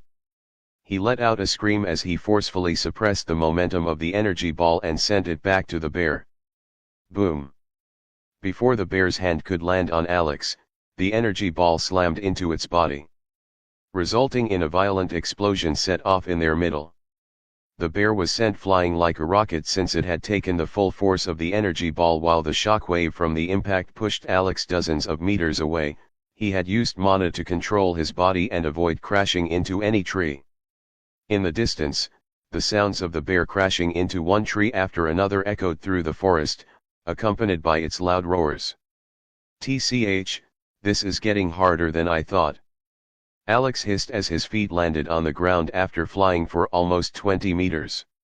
Without knowing, they had turned an area of 10 meters into ruins. Craters filled the grass-covered ground, and many of the trees had been blasted apart. Alex could probably end this fight in an instant if he decided to use Space Cut, but he would end up losing both the Beast Corpse and the Monocore. I'll have to keep trying. If there's no other way, then I'll have to do it. His eyes flashed with a determined light behind his mask as he dashed forward and chased after the bear, crossing dozens of meters in an instant. Alex arrived in front of the bear like a ghost. The other party had finally come to a stop after crashing into a huge tree and breaking it. It had yet to get up. Alex could see the large, round, bloody wound on the bear's stomach, which was caused by the energy ball. All of the hair in that area had been burnt off completely and the skin was scorched with blood streaming out slowly. Overall, it still didn't look like a life-threatening wound for a beast of such size. Tough bastard. Alex clicked his tongue as his eyes turned purple the next instant. 50 dazzling purple stars began to appear one after the other at a breakneck speed and flew into the air before connecting into 2 star constellations that stacked on top of one another. The entire process took only a second and the bear didn't even have time to get up yet. Immediately after the 2 purple star constellations formed, a violent wind that took dirt and dried leaves into the air began to blow around Alex and the bear. For a moment, it looked like a storm was coming. Feel the might of a lightning spell at the Master Mage rank. Lightning bolt. Alex voiced out with one of his hands stretched toward the sky while his glowing purple eyes remained fixed on the bear's remaining eye. Right after Alex called out the name of the spell, the 2 star constellations flew even higher into the air before growing in size. They easily covered a radius of 15 meters and their destructive pressure enveloped an area of 20 meters. Arcs of purple lightning flashed across the surfaces of the 2 star constellations for a moment before. Boom! A thick bolt of lightning struck down from the star constellations in a purple flash that illuminated the forest. Bam! Its speed was so fast as it struck down at the bear, drowning it in purple light, causing the ground to crack and the forest to tremble. In the heat of the moment, Alex noticed the bear opening its mouth and a small red light flew out. But it was quickly swallowed by the lightning bolt. A violent gust of wind erupted and blew in all directions. Alex's robe fluttered violently, but he remained standing with his hand raised high. Freeobnovel.com. A pained roar was released by the bear but was drowned by the roar of lightning. After a while, the star constellations disappeared and everywhere returned to normal. Alex took a look at the bear and he was stunned. Alex.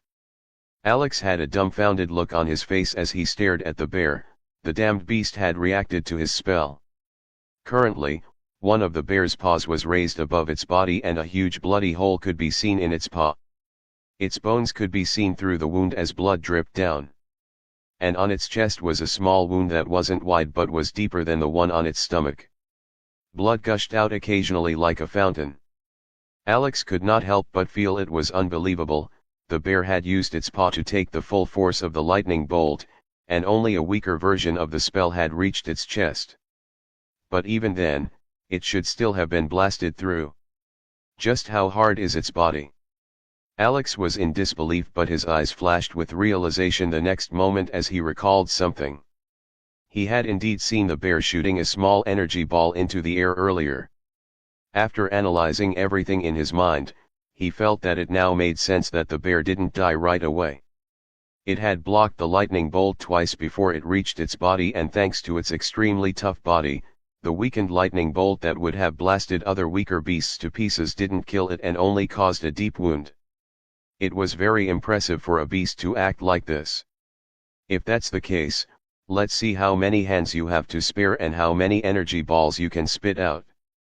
Unlike you, I don't have a cooldown to casting spells. Alex said as a grin formed on his face. The next moment, another 2 star constellations appeared in the air and covered a large area. Seeing this, the bear raised its head and glared at Alex's mask. Its remaining eye glowed with a red light that seemed to say, "Curse you, you unreasonable human."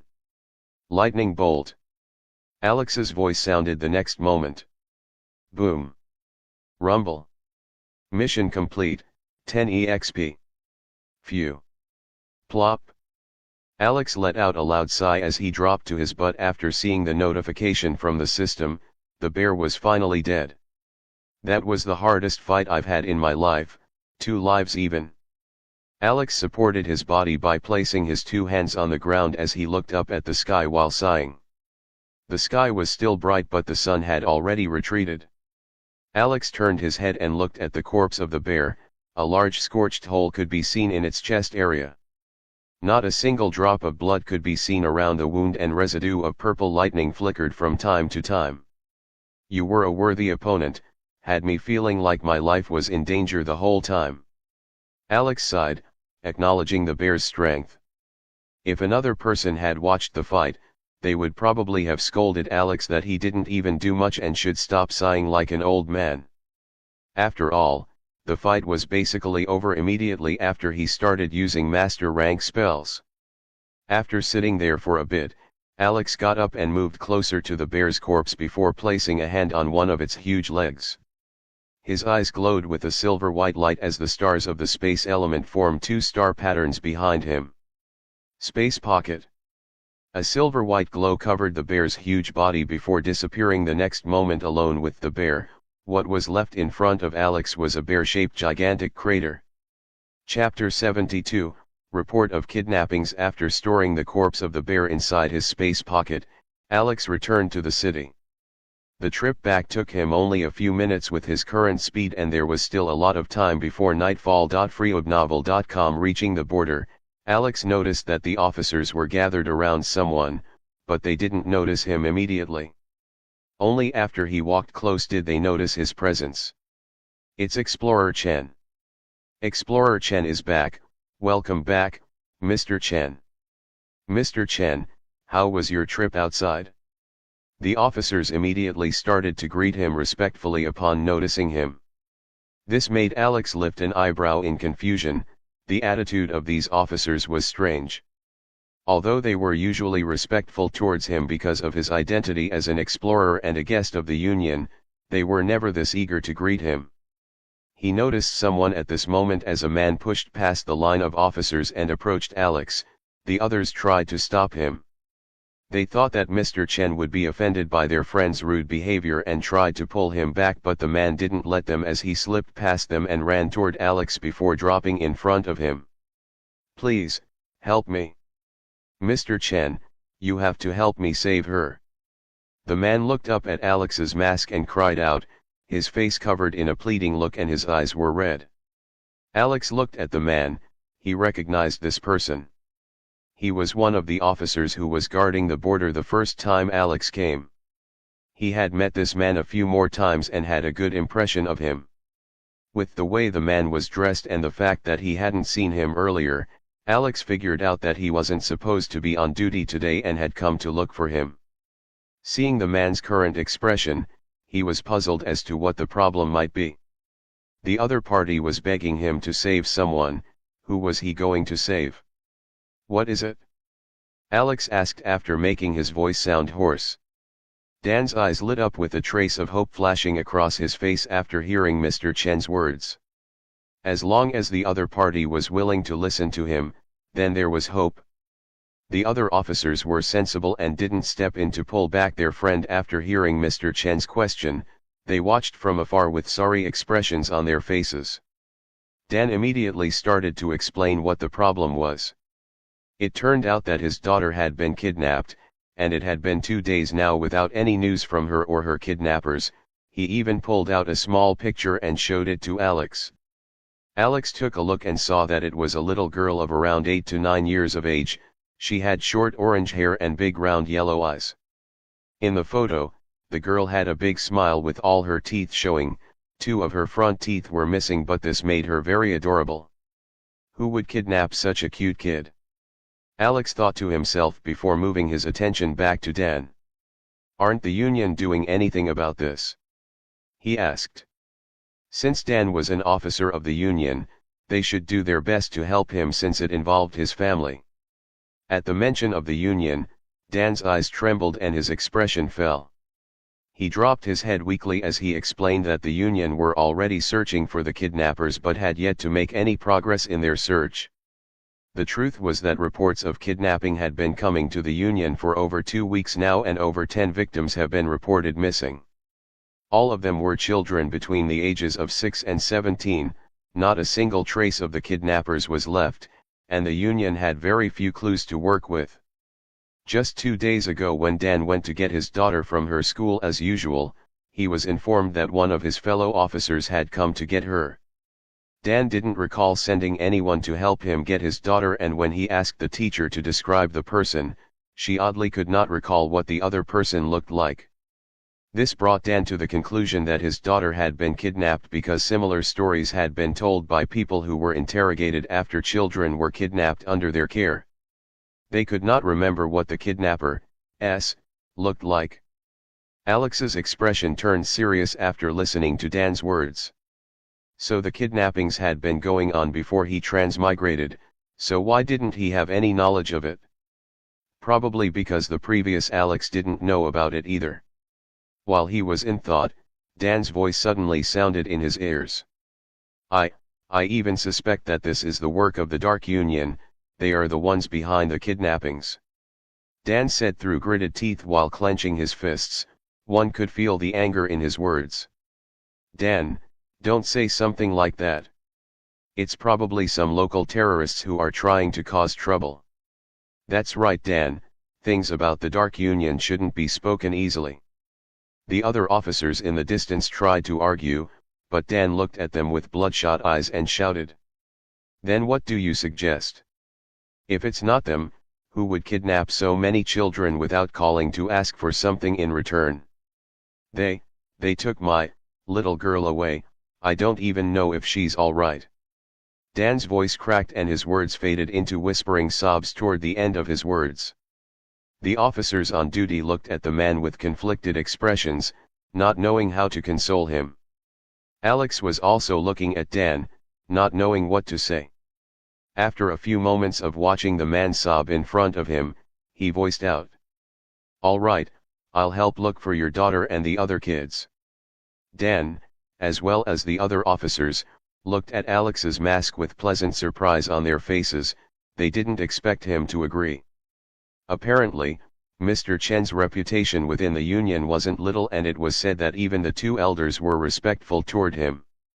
If someone like him chooses to act, there might really be hope.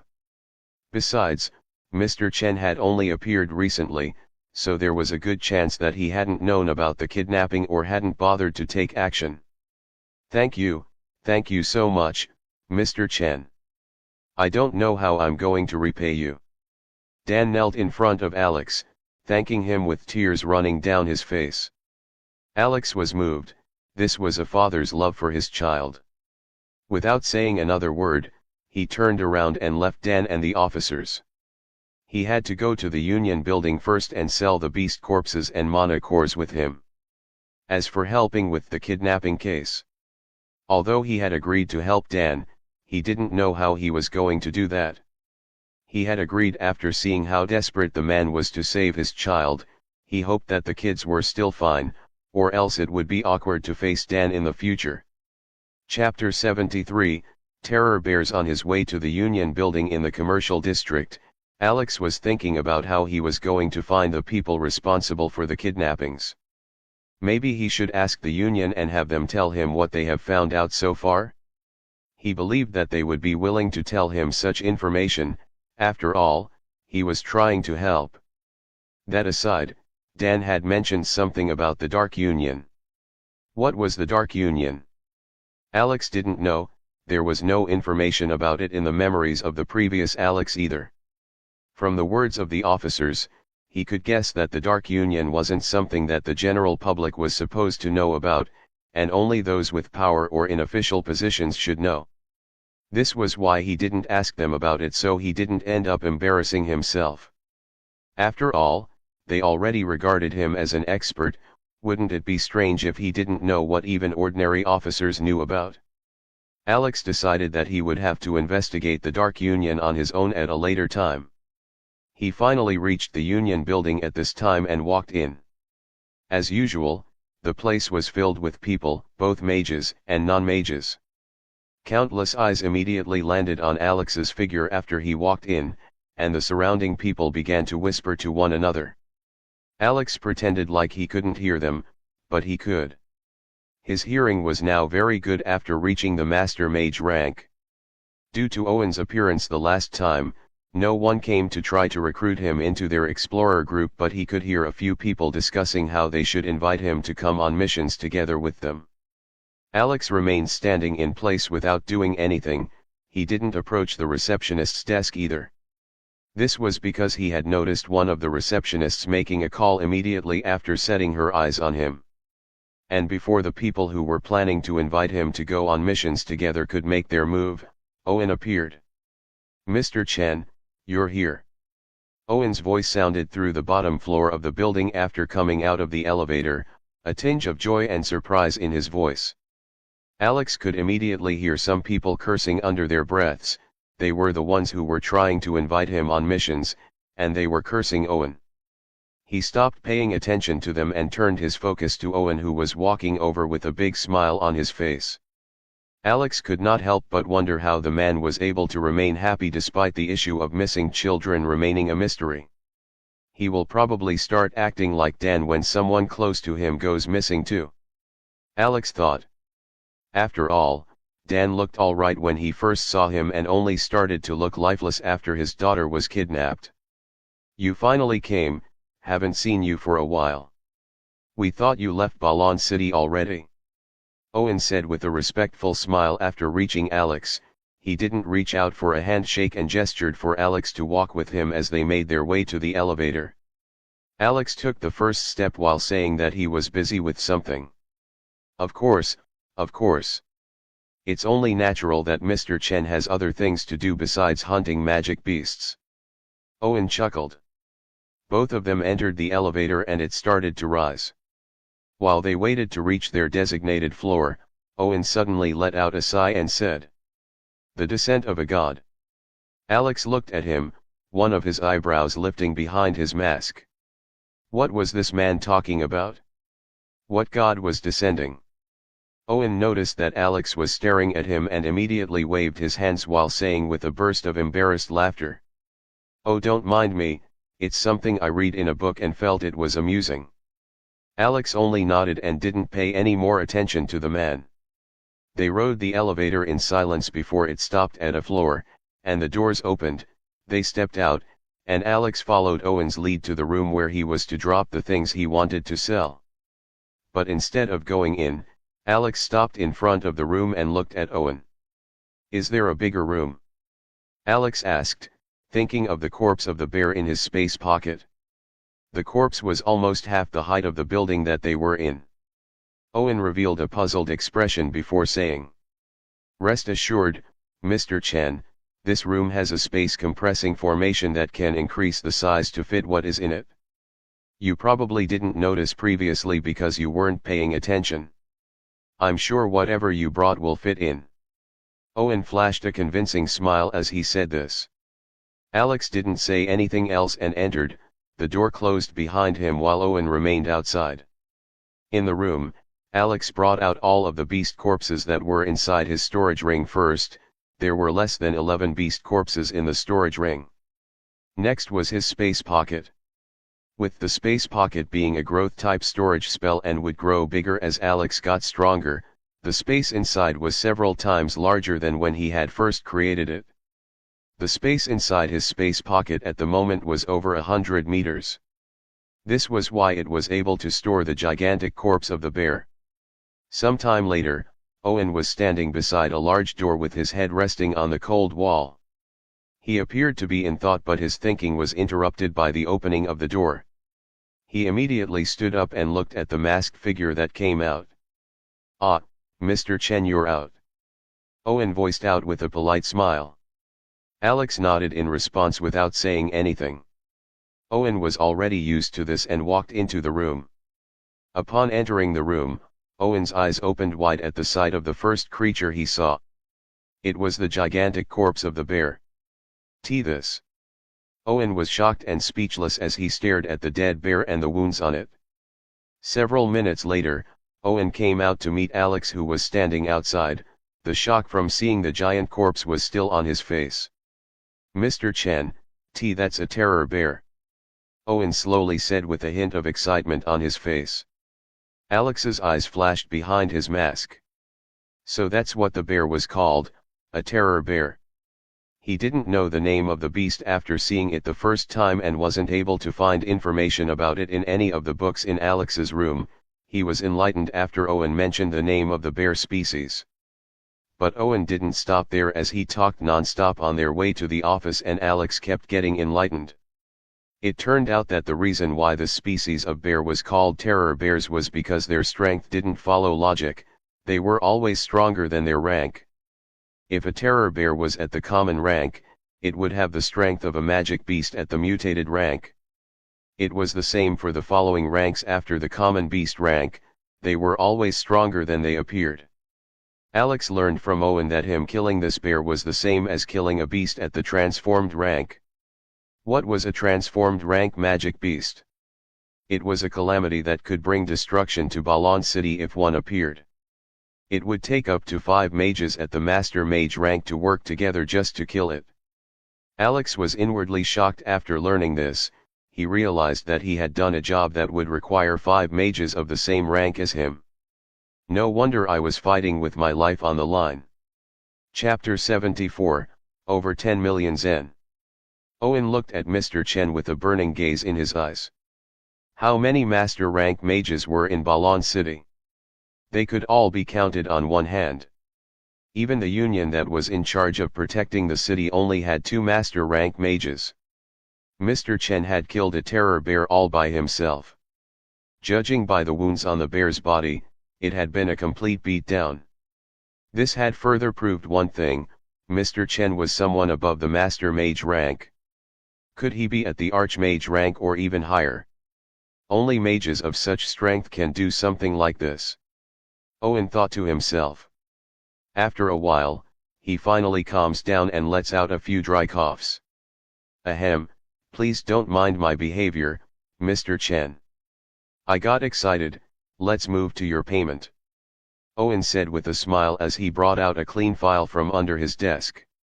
The amount for all the beast corpses and monocores reached a total of 2,785,000 Zen. After removing the normal deduction for service cost, Mr. Chen will be given 2,515,000 Zen. Would you like me to make a direct transfer or use a union card like usual? Owen stated. Alex was silent for a bit. He already knew that corpses of magic beasts and their monocores cost a lot, but he was still stunned by the amount he had just heard. Over 2 million Zen, that was more than he had ever made from one trip. He couldn't help but ask why the price went up so much. While Owen felt it was strange for Mr. Chen to ask such a question, he was still happy to explain in detail. Turns out it was because of the terror bear. Alex had already guessed this, but Owen's explanation still stunned him. The price difference between magic beasts at the common beast rank and those at the mutated beast rank were worlds apart. While the corpses and monocores of beasts at the common beast rank were sold for about 20,000 to 30,000 Zen, the price for corpses and monocores of beasts at the mutated rank started at a staggering 200,000 Zen. And the terror bear being a special type of beast with extraordinary combat prowess, its corpse was sold for 500,000 Zen while its monocore reached 800,000 Zen. Combining this sum with the amount he got from the remaining 33 common rank beasts he had killed had brought Alex a gain of over 2 million Zen. I see, the price increases a lot with each rank. Alex thought to himself as he brought out the black union card from under his robe and pushed it toward Owen to transfer the money. Owen left with the card and soon returned with it before handing it back to Alex. Alex took the card and put it under his robe. He had over 7.5 million Zen previously. Now that he had gotten another 2.5 million, he now had over 10 million Zen. For a moment, Alex was in a daze as he thought about it. 10 million Zen, this was an amount that many people couldn't dream of in their lives, but he had made it with just a few trips. Being a mage is truly wonderful.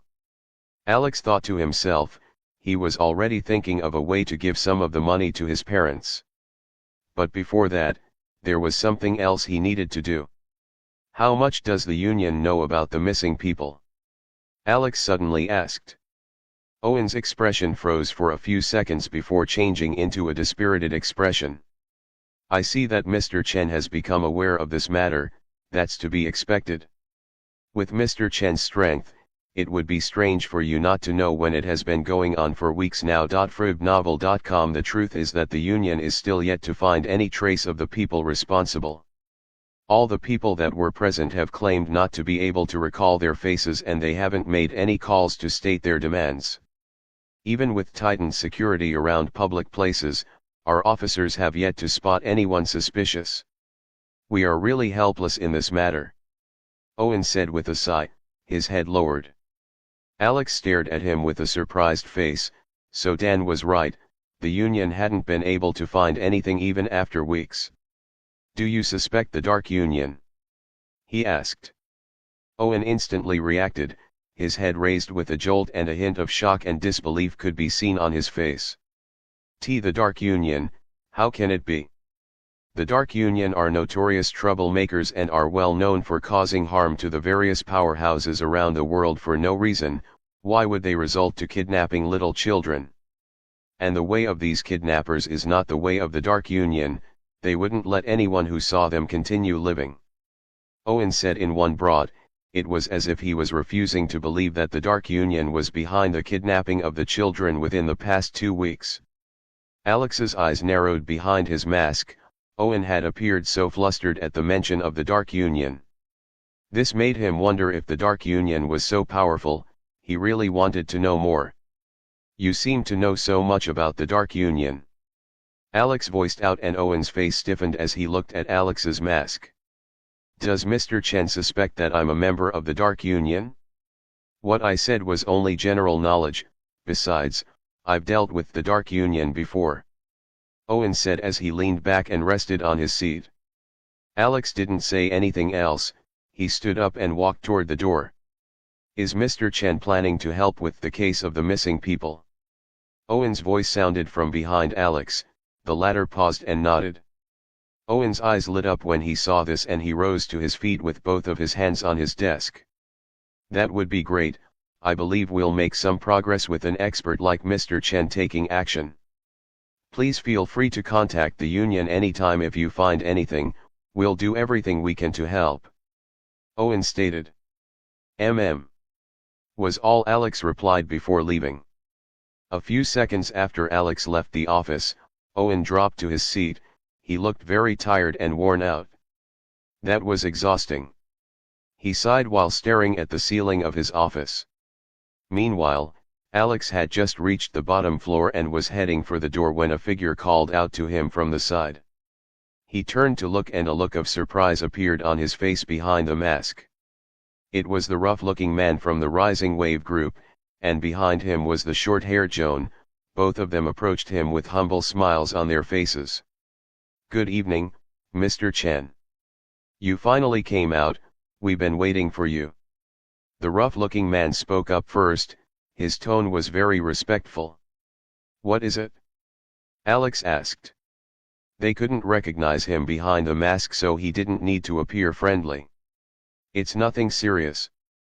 Our group is teaming up with other groups tomorrow for a beast raid, and we wanted to invite Mr. Chen to come with us if it won't be too much trouble for you.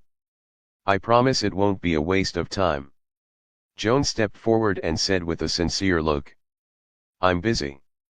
Alex spat and walked off. The duo. Chapter 75, Invite Mr. Chen to the Dark Union. Alex left the Union building right after saying that, not giving the duo any chance to try persuading him. Follow them as Mr. Chen? Then how was he supposed to go on the raid as Alex? That won't do, so he had to reject them. Alex soon reached the alley where he usually changed into his robe and mask, returning the 2 items back to the system after making sure that no one was following him. Only after changing back to his usual normal clothes did he start to head home. Getting home, Alex met everyone in the living room, including his father, The man had returned early today. Entering the house, Emily informed Alex that their mother had gotten a gift for him. The girl appeared so eager when she blurted this out. She had been suppressing the urge for a long time while waiting for Alex to come back and couldn't wait to tell him. Their mother quickly covered her mouth before she could disclose any more information. The girl had a big mouth. Alex lifted an eyebrow. A gift? What gift? Alex's curiosity was piqued, but his mother didn't say and told him that he would find out after dinner. Later that evening, after the family finished dinner, Alex was finally allowed to see what the gift was. Turned out that his parents had decided to get him a communicator from the remaining money after they paid back the debt to that fatty. His mother had gotten the communicator while she was out with Emily earlier today. Alex was handed the communicator afterwards. He looked at it and saw that it looked just like a phone from his previous world, just that the features were more advanced than a normal phone and the materials for making it were sturdier. It would not be destroyed so easily. Alex thanked his parents sincerely for getting him the communicator. The communicator had cost the sum of 30,000 zen. His parents promised to pay the money back before sending the balance to him after he created an account. Alex tried to make them forget about paying back, but his parents wouldn't listen. How can it be called a gift if it was bought with your money? Was what his mother had told him when he was trying to convince them to forget about repayment. In the end, Alex agreed to their decision. He planned to give them more money in future anyway. After that, everyone went to their rooms. Alex didn't go to sleep or read as usual. He had to explore his new communicator. He saw that a few contacts had been saved already. They belonged to his parents and Aunt Mia. Alex also found out that he had been added to a group chat by someone. After taking a look, he saw that it was the Rising Wave group chat group and he had been added by Mia. A lot of messages had already been sent by the other members, welcoming Alex to the group. Alex didn't immediately reply in the group chat and entered the internet first. Just like his previous world, this world also had the internet and countless social media platforms. Alex opened a browser and typed the words Dark Union. He was going to search online since he couldn't ask those around him. Time passed swiftly. The night was cold in Balon City as the moon hung high above the sky, but the streets of Balon City remained bright due to the rays from the street lamps along the roads. Despite it being nighttime and the wind was chilling, countless people could still be seen outside, engaging in one activity or the other. In a part of Balon City that was filled with tall and magnificent buildings, a tall building with dozens of floors stood amongst other similar-looking buildings. No matter how one looked at it, this building didn't look anything special and was just like the rest of the buildings in the area. It was easy to overlook it. But beneath this building was an underground section that reached 11 floors. In one of the underground floors, 5 figures could be seen standing in what seemed like an observation room. They stared down at what appeared to be a massive platform through a glass window. This platform was dozens of meters wide and was divided into different segments by glass walls like prison cells. In each prison cell was a child of about 6 to 17 years old, and all of them were unconscious. Back in the observation room, the 5 figures stared down at the platform in silence. 3 of them were dressed in different colors of robes that covered from their heads to their feet, while the last 2 were dressed in normal clothes. They stood in a 1,2,2 formation, with the robed figures being in front while the last 2, who were in normal clothes, stood at the back, their hands joined together and their bodies in a bowing posture. They appeared nervous. "What do you have to report?" A cracked voice sounded from beneath the hood of the figure at the forefront. This person was in a pitch-black robe.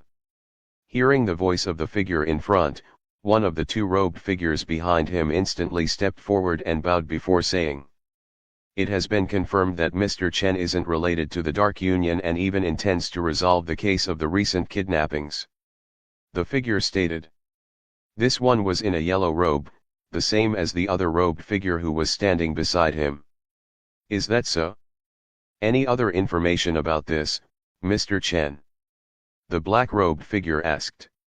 "Yes, he brought in a terror bear which we suspect that he had killed by himself. He is certainly stronger than a master rank mage. The same figure in the yellow robe answered again. I see. If he really intends to go against us, it would be troublesome to face him without a red robe helping us. However, since he isn't related to us and isn't a member of the Union, then there's hope of getting him to join us. Shadow, I'll leave this task to you. Make contact with Mr. Chen and give him an offer that he cannot refuse. The black-robed figure voiced out. The second person in the yellow robe, who hadn't said anything until now, immediately went on one knee and accepted the mission. Apparently, he was called Shadow. What if he refuses and wants to fight? The other yellow-robed figure asked after a moment of hesitation. Then we withdraw and wait for the appropriate time for the ritual. If we succeed with the plan and cause a bloodbath in Balan City, I would have made a great contribution to the Dark Union and be promoted to a red robe. The Dark Union will start to pay attention to me and provide me with more resources, the same for you all who serve under me, who would care about Mr. Chen by then. Killing him will be as easy as breathing, the black-robed figure said with a fanatic tone, his hands spread wide in the air. After calming down, he turned around, and a pair of sharp eyes stared from under the cover of his hood. His target was one of the two people standing at the back. One was a tall, beautiful woman in an evening dress, while the other was a fat man. If Alex had been present, he would have recognized this person. After all, he was the one who dared to ask for Emily as a form of repayment for his parents' debt. Chapter 76, Blue Venom. Preparing for the raid, realizing that he was being stared at, the fatty flinched and quickly lowered his gaze, staring at his foot. His body trembled slightly, a clear sign of nervousness. What about the girl I asked you to bring? The black-robed figure asked coldly. The fatty's body began to tremble even more upon hearing the question. I tried getting her since her parents couldn't pay back, but they asked for some more time and suddenly came with the money not long after. The fatty explained with a quivering voice. So you mean you can't get her anymore? The other party voiced out in a sinister whisper. The fatty immediately stopped breathing as his face turned deathly pale. He felt the temperature around him dropping at an alarming rate. Plop! He suddenly dropped to his knees and slammed his forehead on the ground. Please forgive me, Your Grace. I promise to get her as quickly as possible, I won't fail again. He begged loudly. You were accepted as a disciple because we thought you would be useful, but you have been unable to complete such a simple task, get a girl from a poor family. How many chances do I have to give you? I rather not have useless people like you around, trash like you only know how to cause trouble. The black-robed figure said with an emotionless tone as he turned around and stared at the glass window, his back facing the others. Hearing this, the fatty raised his head. His forehead was currently swollen with blood streaming out of it, but he didn't seem to mind. His face was colored with despair as he stared at the back of the black-robed person. No, Your Grace. Please, give me another chance. I promise not to disappoint you again, please. The fatty instantly burst into tears and he pleaded with all his strength. The others remained indifferent and only watched the show. You've had enough chances. Take him away and put him into the transformation pool, he will be more useful as a dark beast instead of being a human. The black-robed figure ordered without turning around. A look of horror immediately appeared on the face of the fatty upon hearing the words of the figure in front. No, please. Don't throw me into the pool, I promise to succeed this time, I swear. Please, just one more chance. freeabnovel.com. The fatty tried to move forward but was stopped by the yellow-robed person whose name was Shadow. The latter grabbed the fatty and directly picked him up from the ground before taking him away. The voice of the fatty continued to sound even after he was dragged out of the observation room. Let go of me. Stop, I don't want to become a dark beast. Have mercy. The remaining 3 people in the observation room remained indifferent. The beautiful woman in the evening dress even had a small smile on her face as she stared at the black-robed figure. Blue venom. The voice of the black-robed figure suddenly sounded. Yes, Your Grace. The sexy woman at the back immediately went on one knee, with her head lowered respectfully. Due to the way she was kneeling, her dress had lifted at an inappropriate corner and caused her underwear to become visible, but she didn't seem to care as she waited for the words of her superior. That fat pig has failed to complete such a simple mission. I'll let you handle it instead. Capture the girl and bring her here. I heard she's being protected by Arthur under the orders of an expert. Her blood should be able to strengthen the ritual. If you succeed, you'll be promoted from a disciple to a yellow robe and your name will be written in the register. I have high hopes for you, do not fail. I understand, I'll complete my mission without fail. The woman smiled sweetly as she replied. The black-robed figure didn't say anything else and returned his focus to the children who were being held on the platform. Silence returned to the observatory room. A storm was brewing beneath Ballon City and many were unaware. Time passed quickly and morning came without a warning. Alex had spent the entire night searching for information about the Dark Union on the internet, but he had found little to nothing. Just what is this Dark Union? Information about it can't even be found online. Why is the Union keeping things about them a secret? Alex thought to himself as he got up and stretched his body. This had become a habit, and he did it without realizing it. I guess I'll have to postpone my research for now, Alex mumbled to himself as he stared at the message notification that just popped up on the screen of his phone. It was an announcement sent to the Rising Wave group by Aunt Mia. She was asking everyone to get ready and be at the group base in 2 hours. Sheesh, do they have to leave so early for a raid? Alex wondered, but he still went to get ready before heading down. Alex was currently wearing a black button-down shirt and black pants. The sleeves of his shirt were folded up to his forehead and the first 2 buttons of the shirt were left undone, revealing a bit of the fair skin of his chest. Coupled with his handsome appearance, Alex looked quite dashing and could easily be mistaken for a celebrity. Alex came down to the living room sometime later. He found his mother and Emily cleaning together. Good morning, Mom, Emily. Alex smiled warmly at the two as he approached them. Oh, good morning, son. Already set to go out? His mother looked at him with a dazed look. Good morning, big brother. You look like a model. Are you going on a date? Emily voiced out, her big round eyes blinking at Alex with a mischievous smile on her face. Alex's lips twitched. She walked toward Alex and ruffled her hair. Teasing your big brother now? Where did you learn such habits? Alex asked in a playful scolding. Emily giggled and allowed Alex to mess up her hair. She wasn't going anywhere today anyway and could fix it later. Go wait at the table, I'll make something for you real quick before you go. Their mother voiced out before walking to the kitchen to fix up breakfast for Alex. While they waited, Emily got curious and asked where Alex was going. Alex didn't hide anything and told her that he was going on a raid with his group members. You're going to hunt magic beasts, isn't that dangerous? I don't want you to go. Emily gasped, her face filled with worry. It's fine, you don't have to worry. There are a lot of powerful mages there, I'll be safe. Alex gave a reassuring smile and patted the girl's head. He was very pleased with Emily's attitude and wished she would remain this cute. Tick. His phone made a sound at this moment. Alex took a look and saw that he had received a direct message from Aunt Mia. I'll be at your house soon, be ready by then. Alex glanced at the message before putting it back in his pocket. He didn't reply. Food's ready, who's hungry? Their mother's voice sounded at this moment as she came out from the kitchen with 2 plates of food on her palms. A satisfied smile plastered her face as she looked at the shining eyes of her kids.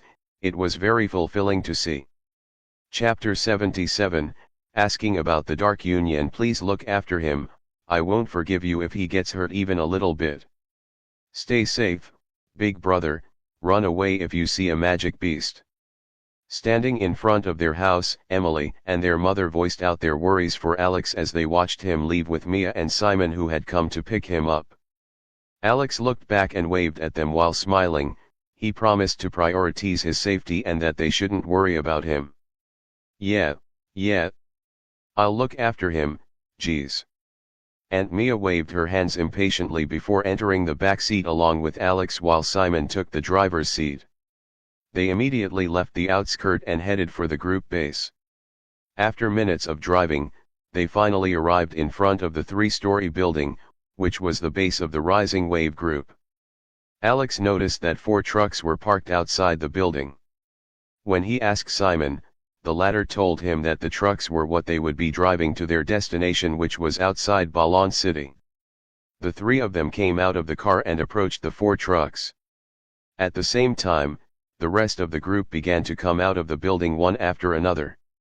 The youngest has arrived, now we can get going. Don't be afraid, Alex.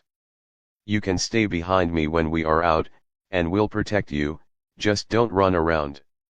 What are you talking about? Didn't we tell you about his first mission? The kid isn't like those weak-minded newbies, he even killed a magic beast. The members of the group waved and greeted Alex as they chatted amongst themselves. Some of them were dressed in protective vests and gear. They had all prepared while waiting for Alex to arrive. The members of the Rising Wave group started to board the trucks. A truck was able to carry up to 6 people. Alex was in a truck with 4 other people. Simon drove, the rough-looking man sat with him in front while Alex stayed at the back with Mia and one other person. Are you nervous? Mia turned to Alex and asked, a playful smile on her lips. A little, Alex replied. Haha, it's normal.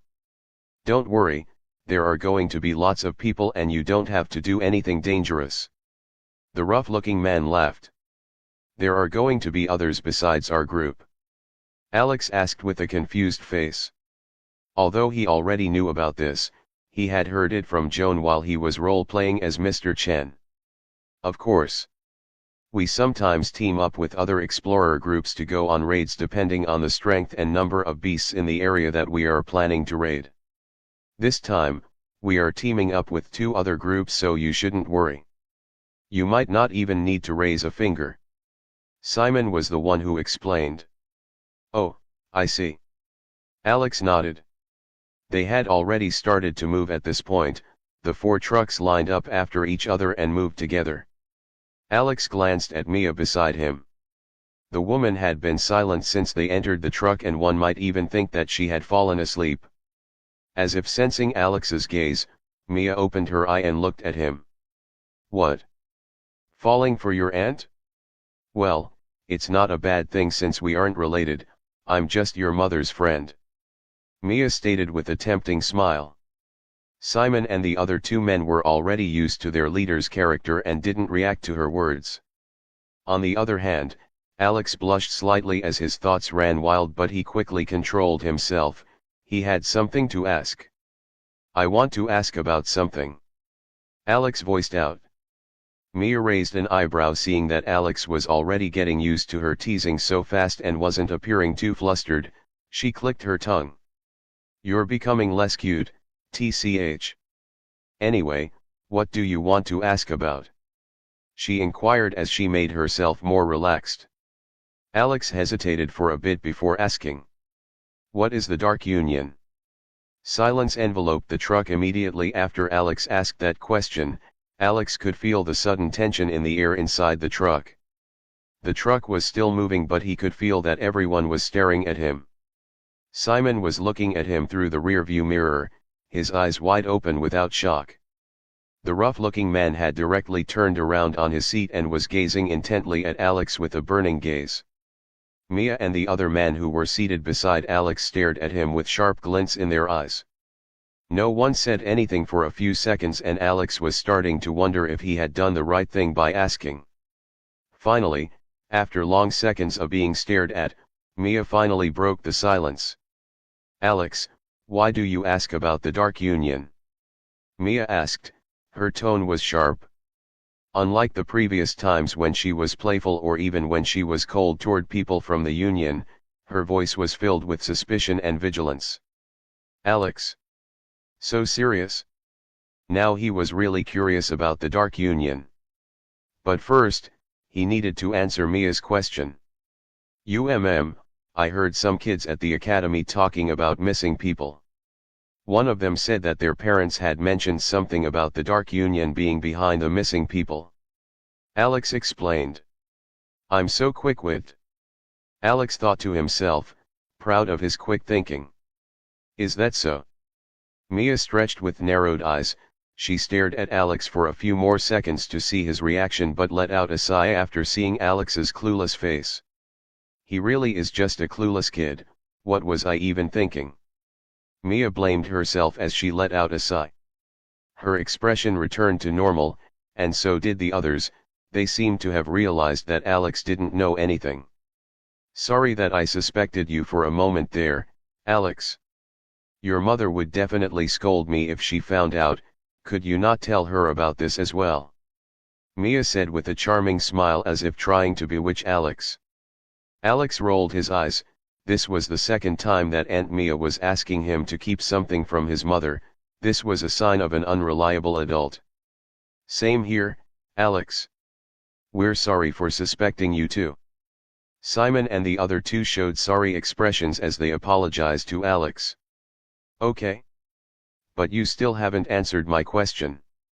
Alex pointed out. The Dark Union, huh? Mia's eyes flashed with disgust as she spoke.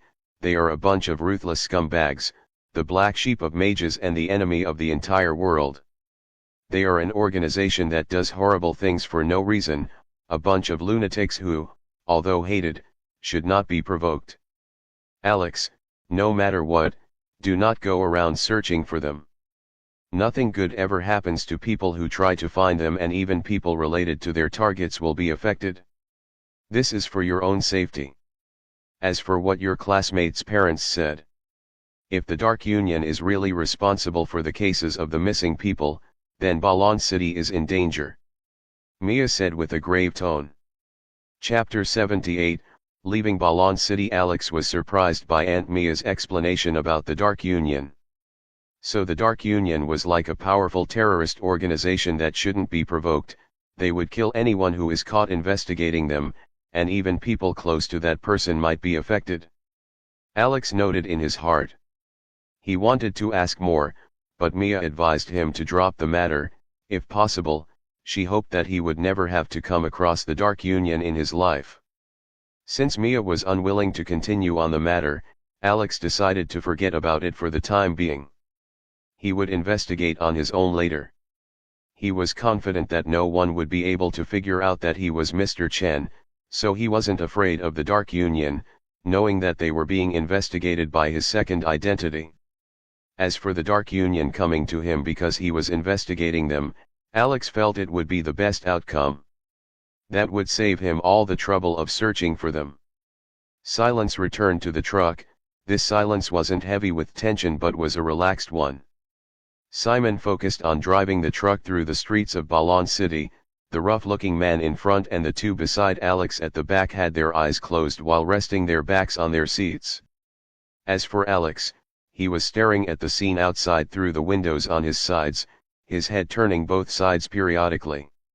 Although Balon City was one of the smallest cities in the country, it was a very large place with over 1 million people.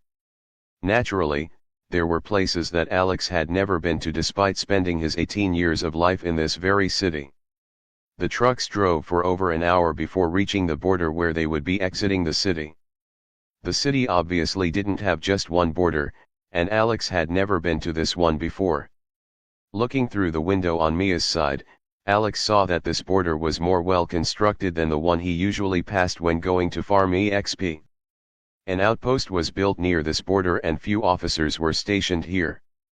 Additionally, this place wasn't far from the bustling area of Balon City and would only take a few minutes to drive to reach the closest building. The 4 trucks that were carrying the members of the Rising Wave group stopped briefly when they reached the outpost, and one of the Union officers walked toward the truck at the forefront. After a few seconds, they were allowed to pass. The 4 trucks immediately hit the road again and finally left Balon City.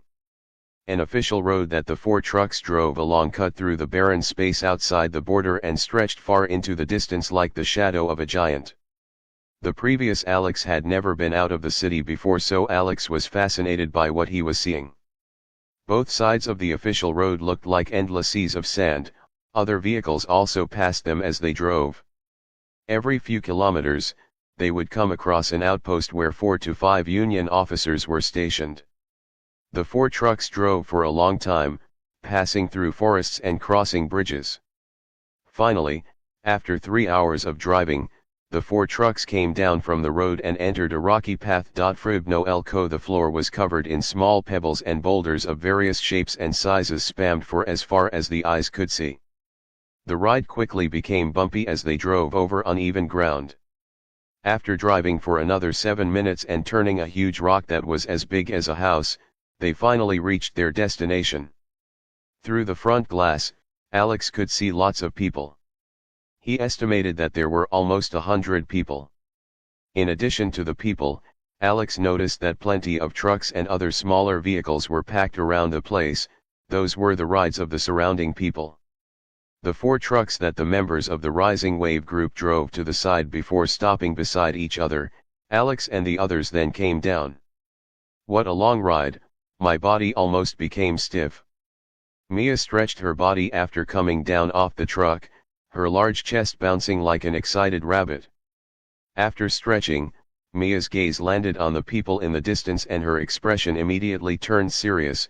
Not a single trace of friendliness could be found on her face. Alex had seen her like this before, so he didn't think much. His eyes moved to the people in the distance as well.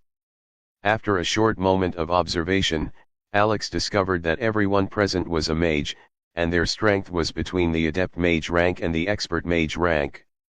There were only 4 expert mages within the group. It would be 5 after Mia was included. The rest were at the core and adept mage rank.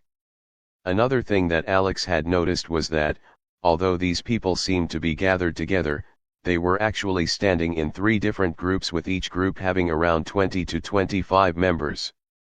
"Let's go," Mia voiced out as she took the lead and approached the 3 groups. Alex and the others immediately followed her. Similarly, the members of the other 3 groups had also started to observe the members of the Rising Wave group after they arrived.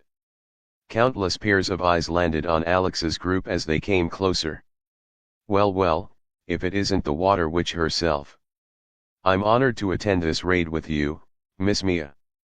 A tall man with curly blonde hair and a handsome face smiled at Mia, a lustful light in his eyes as he checked out her curves. The other party was an expert rank mage, and behind him were 23 people.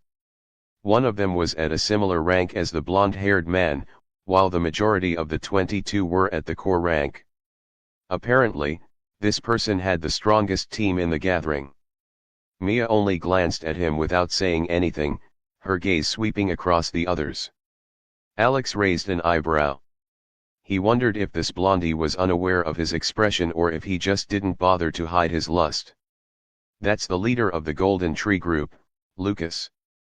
They have 2 mages who are at the expert mage rank in their group, and most of their members are at the core rank. That's why he's arrogant. Just ignore him, he can only talk." Simon came beside Alex and whispered to him. Alex looked at the latter and saw the suppressed anger in Simon's eyes. "Alex, are you sure you aren't saying that to remind yourself not to do anything rash?" The blonde-haired man, Lucas, noticed Simon's and Alex's movements, his eyebrows raised after he saw Alex.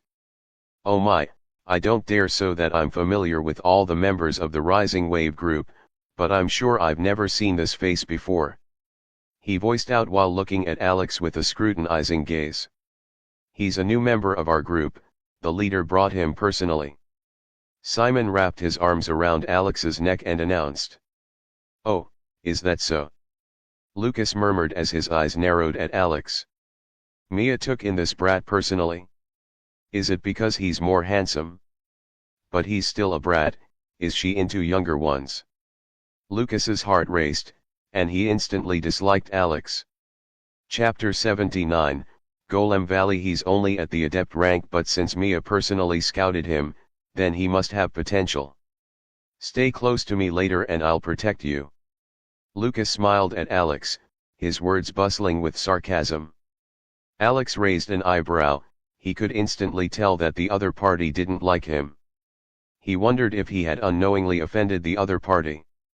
Keep your protection to yourself and your group members. Mia's voice sounded, her tone was cold and her eye flashed with a sharp glint, her other eye was still covered with the eye patch. Come on, don't be so resistant. I simply want to care for your group like I care for mine. What do you say we merge up?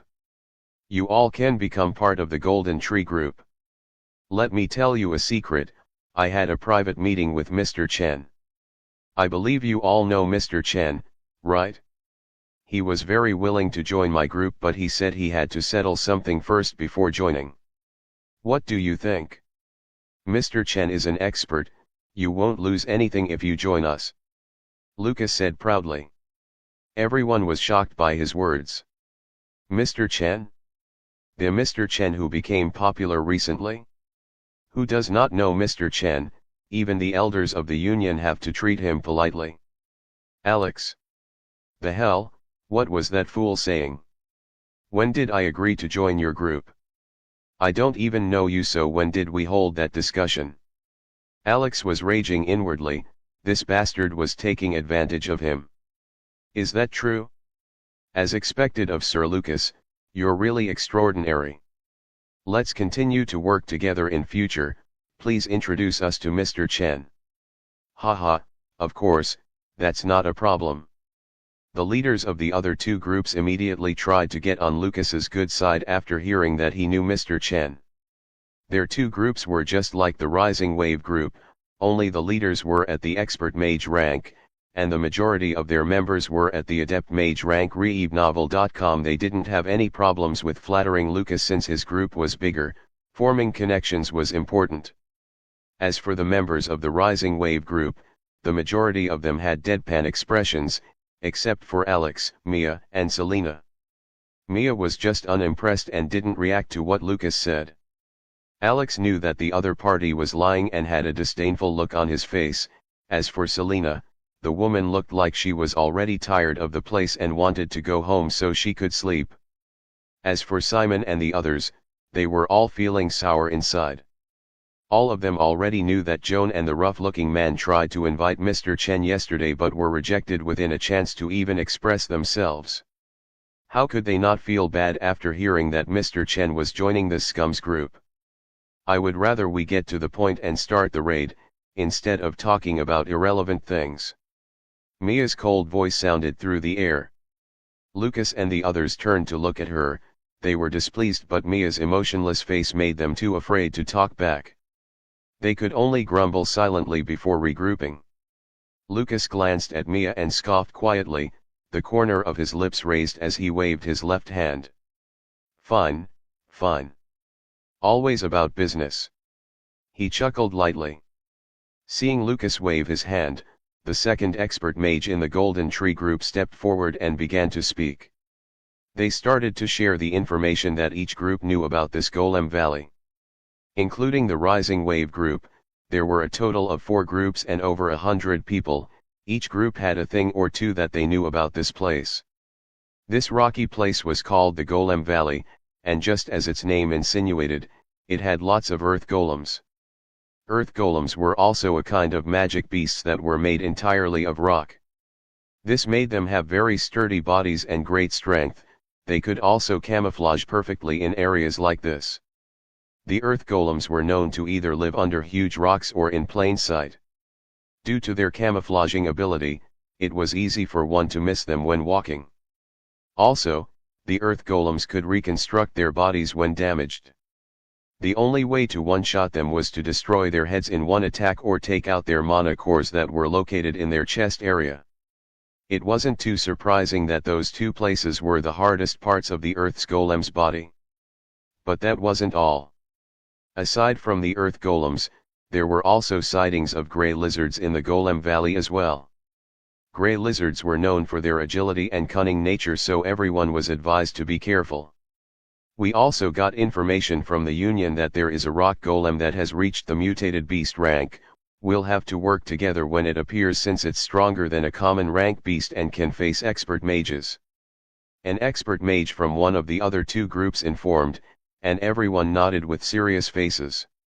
A magic beast as the mutated beast rank. Many of the people present had never seen a beast of such level when it was still alive. Alex. He was in a daze after seeing the serious faces of those around him. They were reacting this way just because of a beast that could fight expert mages. What would they do then if they faced something like the terror bear? After everyone had said what they knew about the Golem Valley, they separated as each group went to make plans of how they would carry out the raid. Mia led the members of the Rising Wave group to a corner before allocating teams. She decided to split the group into two teams, with both teams having 10 and 11 people respectively. Mia led the team with just 10 people, including herself. Alex, Phil, Joan, and 6 others who were at the adept rank. Simon and Selena, the 2 core mages of the Rising Wave group, led the remaining 9 members of the group, who were all at the adept mage rank. After splitting the group into 2, Mia passed storage rings to each one of them.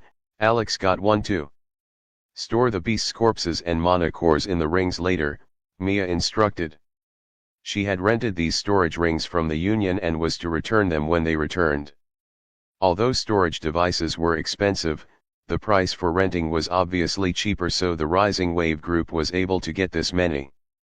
After passing out the storage rings, Mia led her team in a direction while Simon and Selena did the same. Of course, Mia reminded the 2 to contact her if they got into a difficult situation or encountered anything strange. The Golem Valley was filled with gigantic boulders, and many of these boulders looked like small mountains. It was easy to lose sight of each other if they wandered far away from one another. Alex, stay close to us. Earth golems are good at hiding amongst rocks. Joan reached Alex and whispered to him while looking around vigilantly. Phil and the others were not far from them. They had been walking along the edge of a huge rock that stretched like a fence for the past few minutes, and the only sound that they could hear was their feet making contact with the pebbles on the ground. Alex nodded in response while looking around. Unlike the others, he was very relaxed. Not only could the earth golems not harm him, but he had already spotted a few. After another few minutes, Alex looked up and pointed at the fence-like rock. What's that? Chapter 80, Earth Golems. What's that? Alex's voice rang out as he pointed at the top of the huge rock. Everyone immediately stopped and looked at where Alex was pointing with vigilant expressions. The top of the fence-like rock was rigid and uneven. At a glance, it looked nothing out of the ordinary and seemed just like a normal rock. However, upon closer inspection, the others noticed a few oddly shaped parts of the rocks that were not connected properly and instead hung on the side. Earth golems. Everyone, prepare to fight. Mia's voice sounded at this moment after sensing the rocks. The others immediately reacted and stars of various colors appeared in the air. Alex, stand next to me. Mia beckoned. Alex obediently walked over and stood next to her. As if noticing that they had been discovered, rumbling noises that sounded like rolling boulders rang out around them. The next moment, several rocks at the top of the huge boulder began to shift, quickly rising into golems that were 2 to 3 meters tall and were roughly shaped. 2 hollow holes that seemed to be their eyes gazed at the group on the ground. In total, 5 earth golems had appeared. Because of their ability to blend into their surroundings, even Mia did not notice them as quickly as Alex. Bam! The 5 earth golems jumped down from the top of the boulder and landed in front of the group. They were like giants with rock skins and hollow eyes. Roar! The 5 golems let out loud roars that shook the ground as if trying to intimidate the group of humans. But these people were no rookies. All of them were experienced explorers who had been hunting magic beasts for years, and each of them could take out beasts at the common beast rank on their own. How could they be afraid of 5 golems at the weakest rank when there were many of them? Alex glanced at Joan and the others. They all had calm expressions as they stared at the 5 golems. I bet the students from the academy would have panicked. Alex thought to himself. While he was a bit sad that he couldn't kill these golems by himself and get EXP points, there was nothing he could do about it since he wasn't alone. At this moment, one of the golems suddenly swung one of its large hands at the group. Swoosh! A big rock that was resting on the ground beside it flew from the ground and shot toward the group at fast speed. At the same time, the golems all dashed toward the group. Their big rocky legs hit the ground and made loud noises. In retaliation, Joan and the others flew into action. Someone stepped forward with 5 brown stars above their head. The stars connected into a star pattern in a flash as the person slammed their palms into the ground. Fwent.com Earth Control. The next moment, a rumbling noise rang out as the ground 7 meters in front of him shook and an earth wall that was several meters thick rose up from the ground. Bang! The rock which the earth golem had thrown earlier crashed into the earth wall with great force and immediately destroyed it. The rock had also crumbled as well after the collision, so the earth wall had done its job.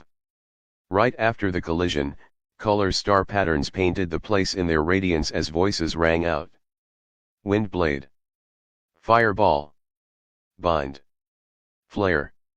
Light beam. Spells of various elements formed the next moment before shooting out and drowning the 5 earth golems that were approaching.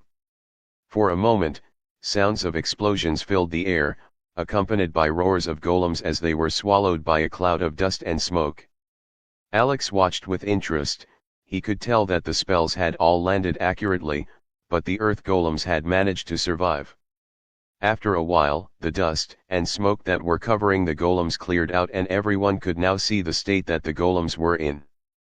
The current state of the golems could only be described by one word: miserable. Cracks covered their bodies and some parts of their bodies had shattered. One was even missing its 2 arms, and a deep crack formed a dividing line across its chest. Another had a large hole around its left waist. The rocks in that area had been blown off. Despite their horrible state, the 5 golems were still standing, their hollow eyes fixed on the group of humans in front of them. Whoosh! The next moment, everyone could feel the mana in the surroundings fluctuating. They saw that rocks around the golems were starting to fly toward them and were fixing their broken bodies. Attack again, don't let them recover. Phil's voice sounded and the other immediately reacted by summoning their stars again and launching another wave of spells. Boom! Boom! Boom! Roar! The earth trembled under the onslaught of spells. This time, all of their spells were aimed at the heads and chest of the golems. Their already cracked bodies immediately collapsed and without any means to protect their most vital parts, all of the spells landed accurately. So what if the head and chest were the hardest parts of an earth golem? It would still crumble under the onslaught of so many adept rank spells.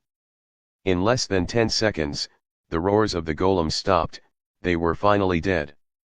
What was left were 5 mana cores and pieces of rocks that, although looked identical to the normal rocks in the area, were a bit different in shade and released mana. These rocks were the remains of the earth golems. Good job, everyone. Store the remains and mana cores so we can get going. Mia's voice sounded. Some people went toward the place where the golems had died and stored everything in their storage rings. Alex looked with a puzzled face as the 2 members of the group stored the remains of the golems. He wondered if they could still be considered as a beast's corpse after being destroyed to such a state.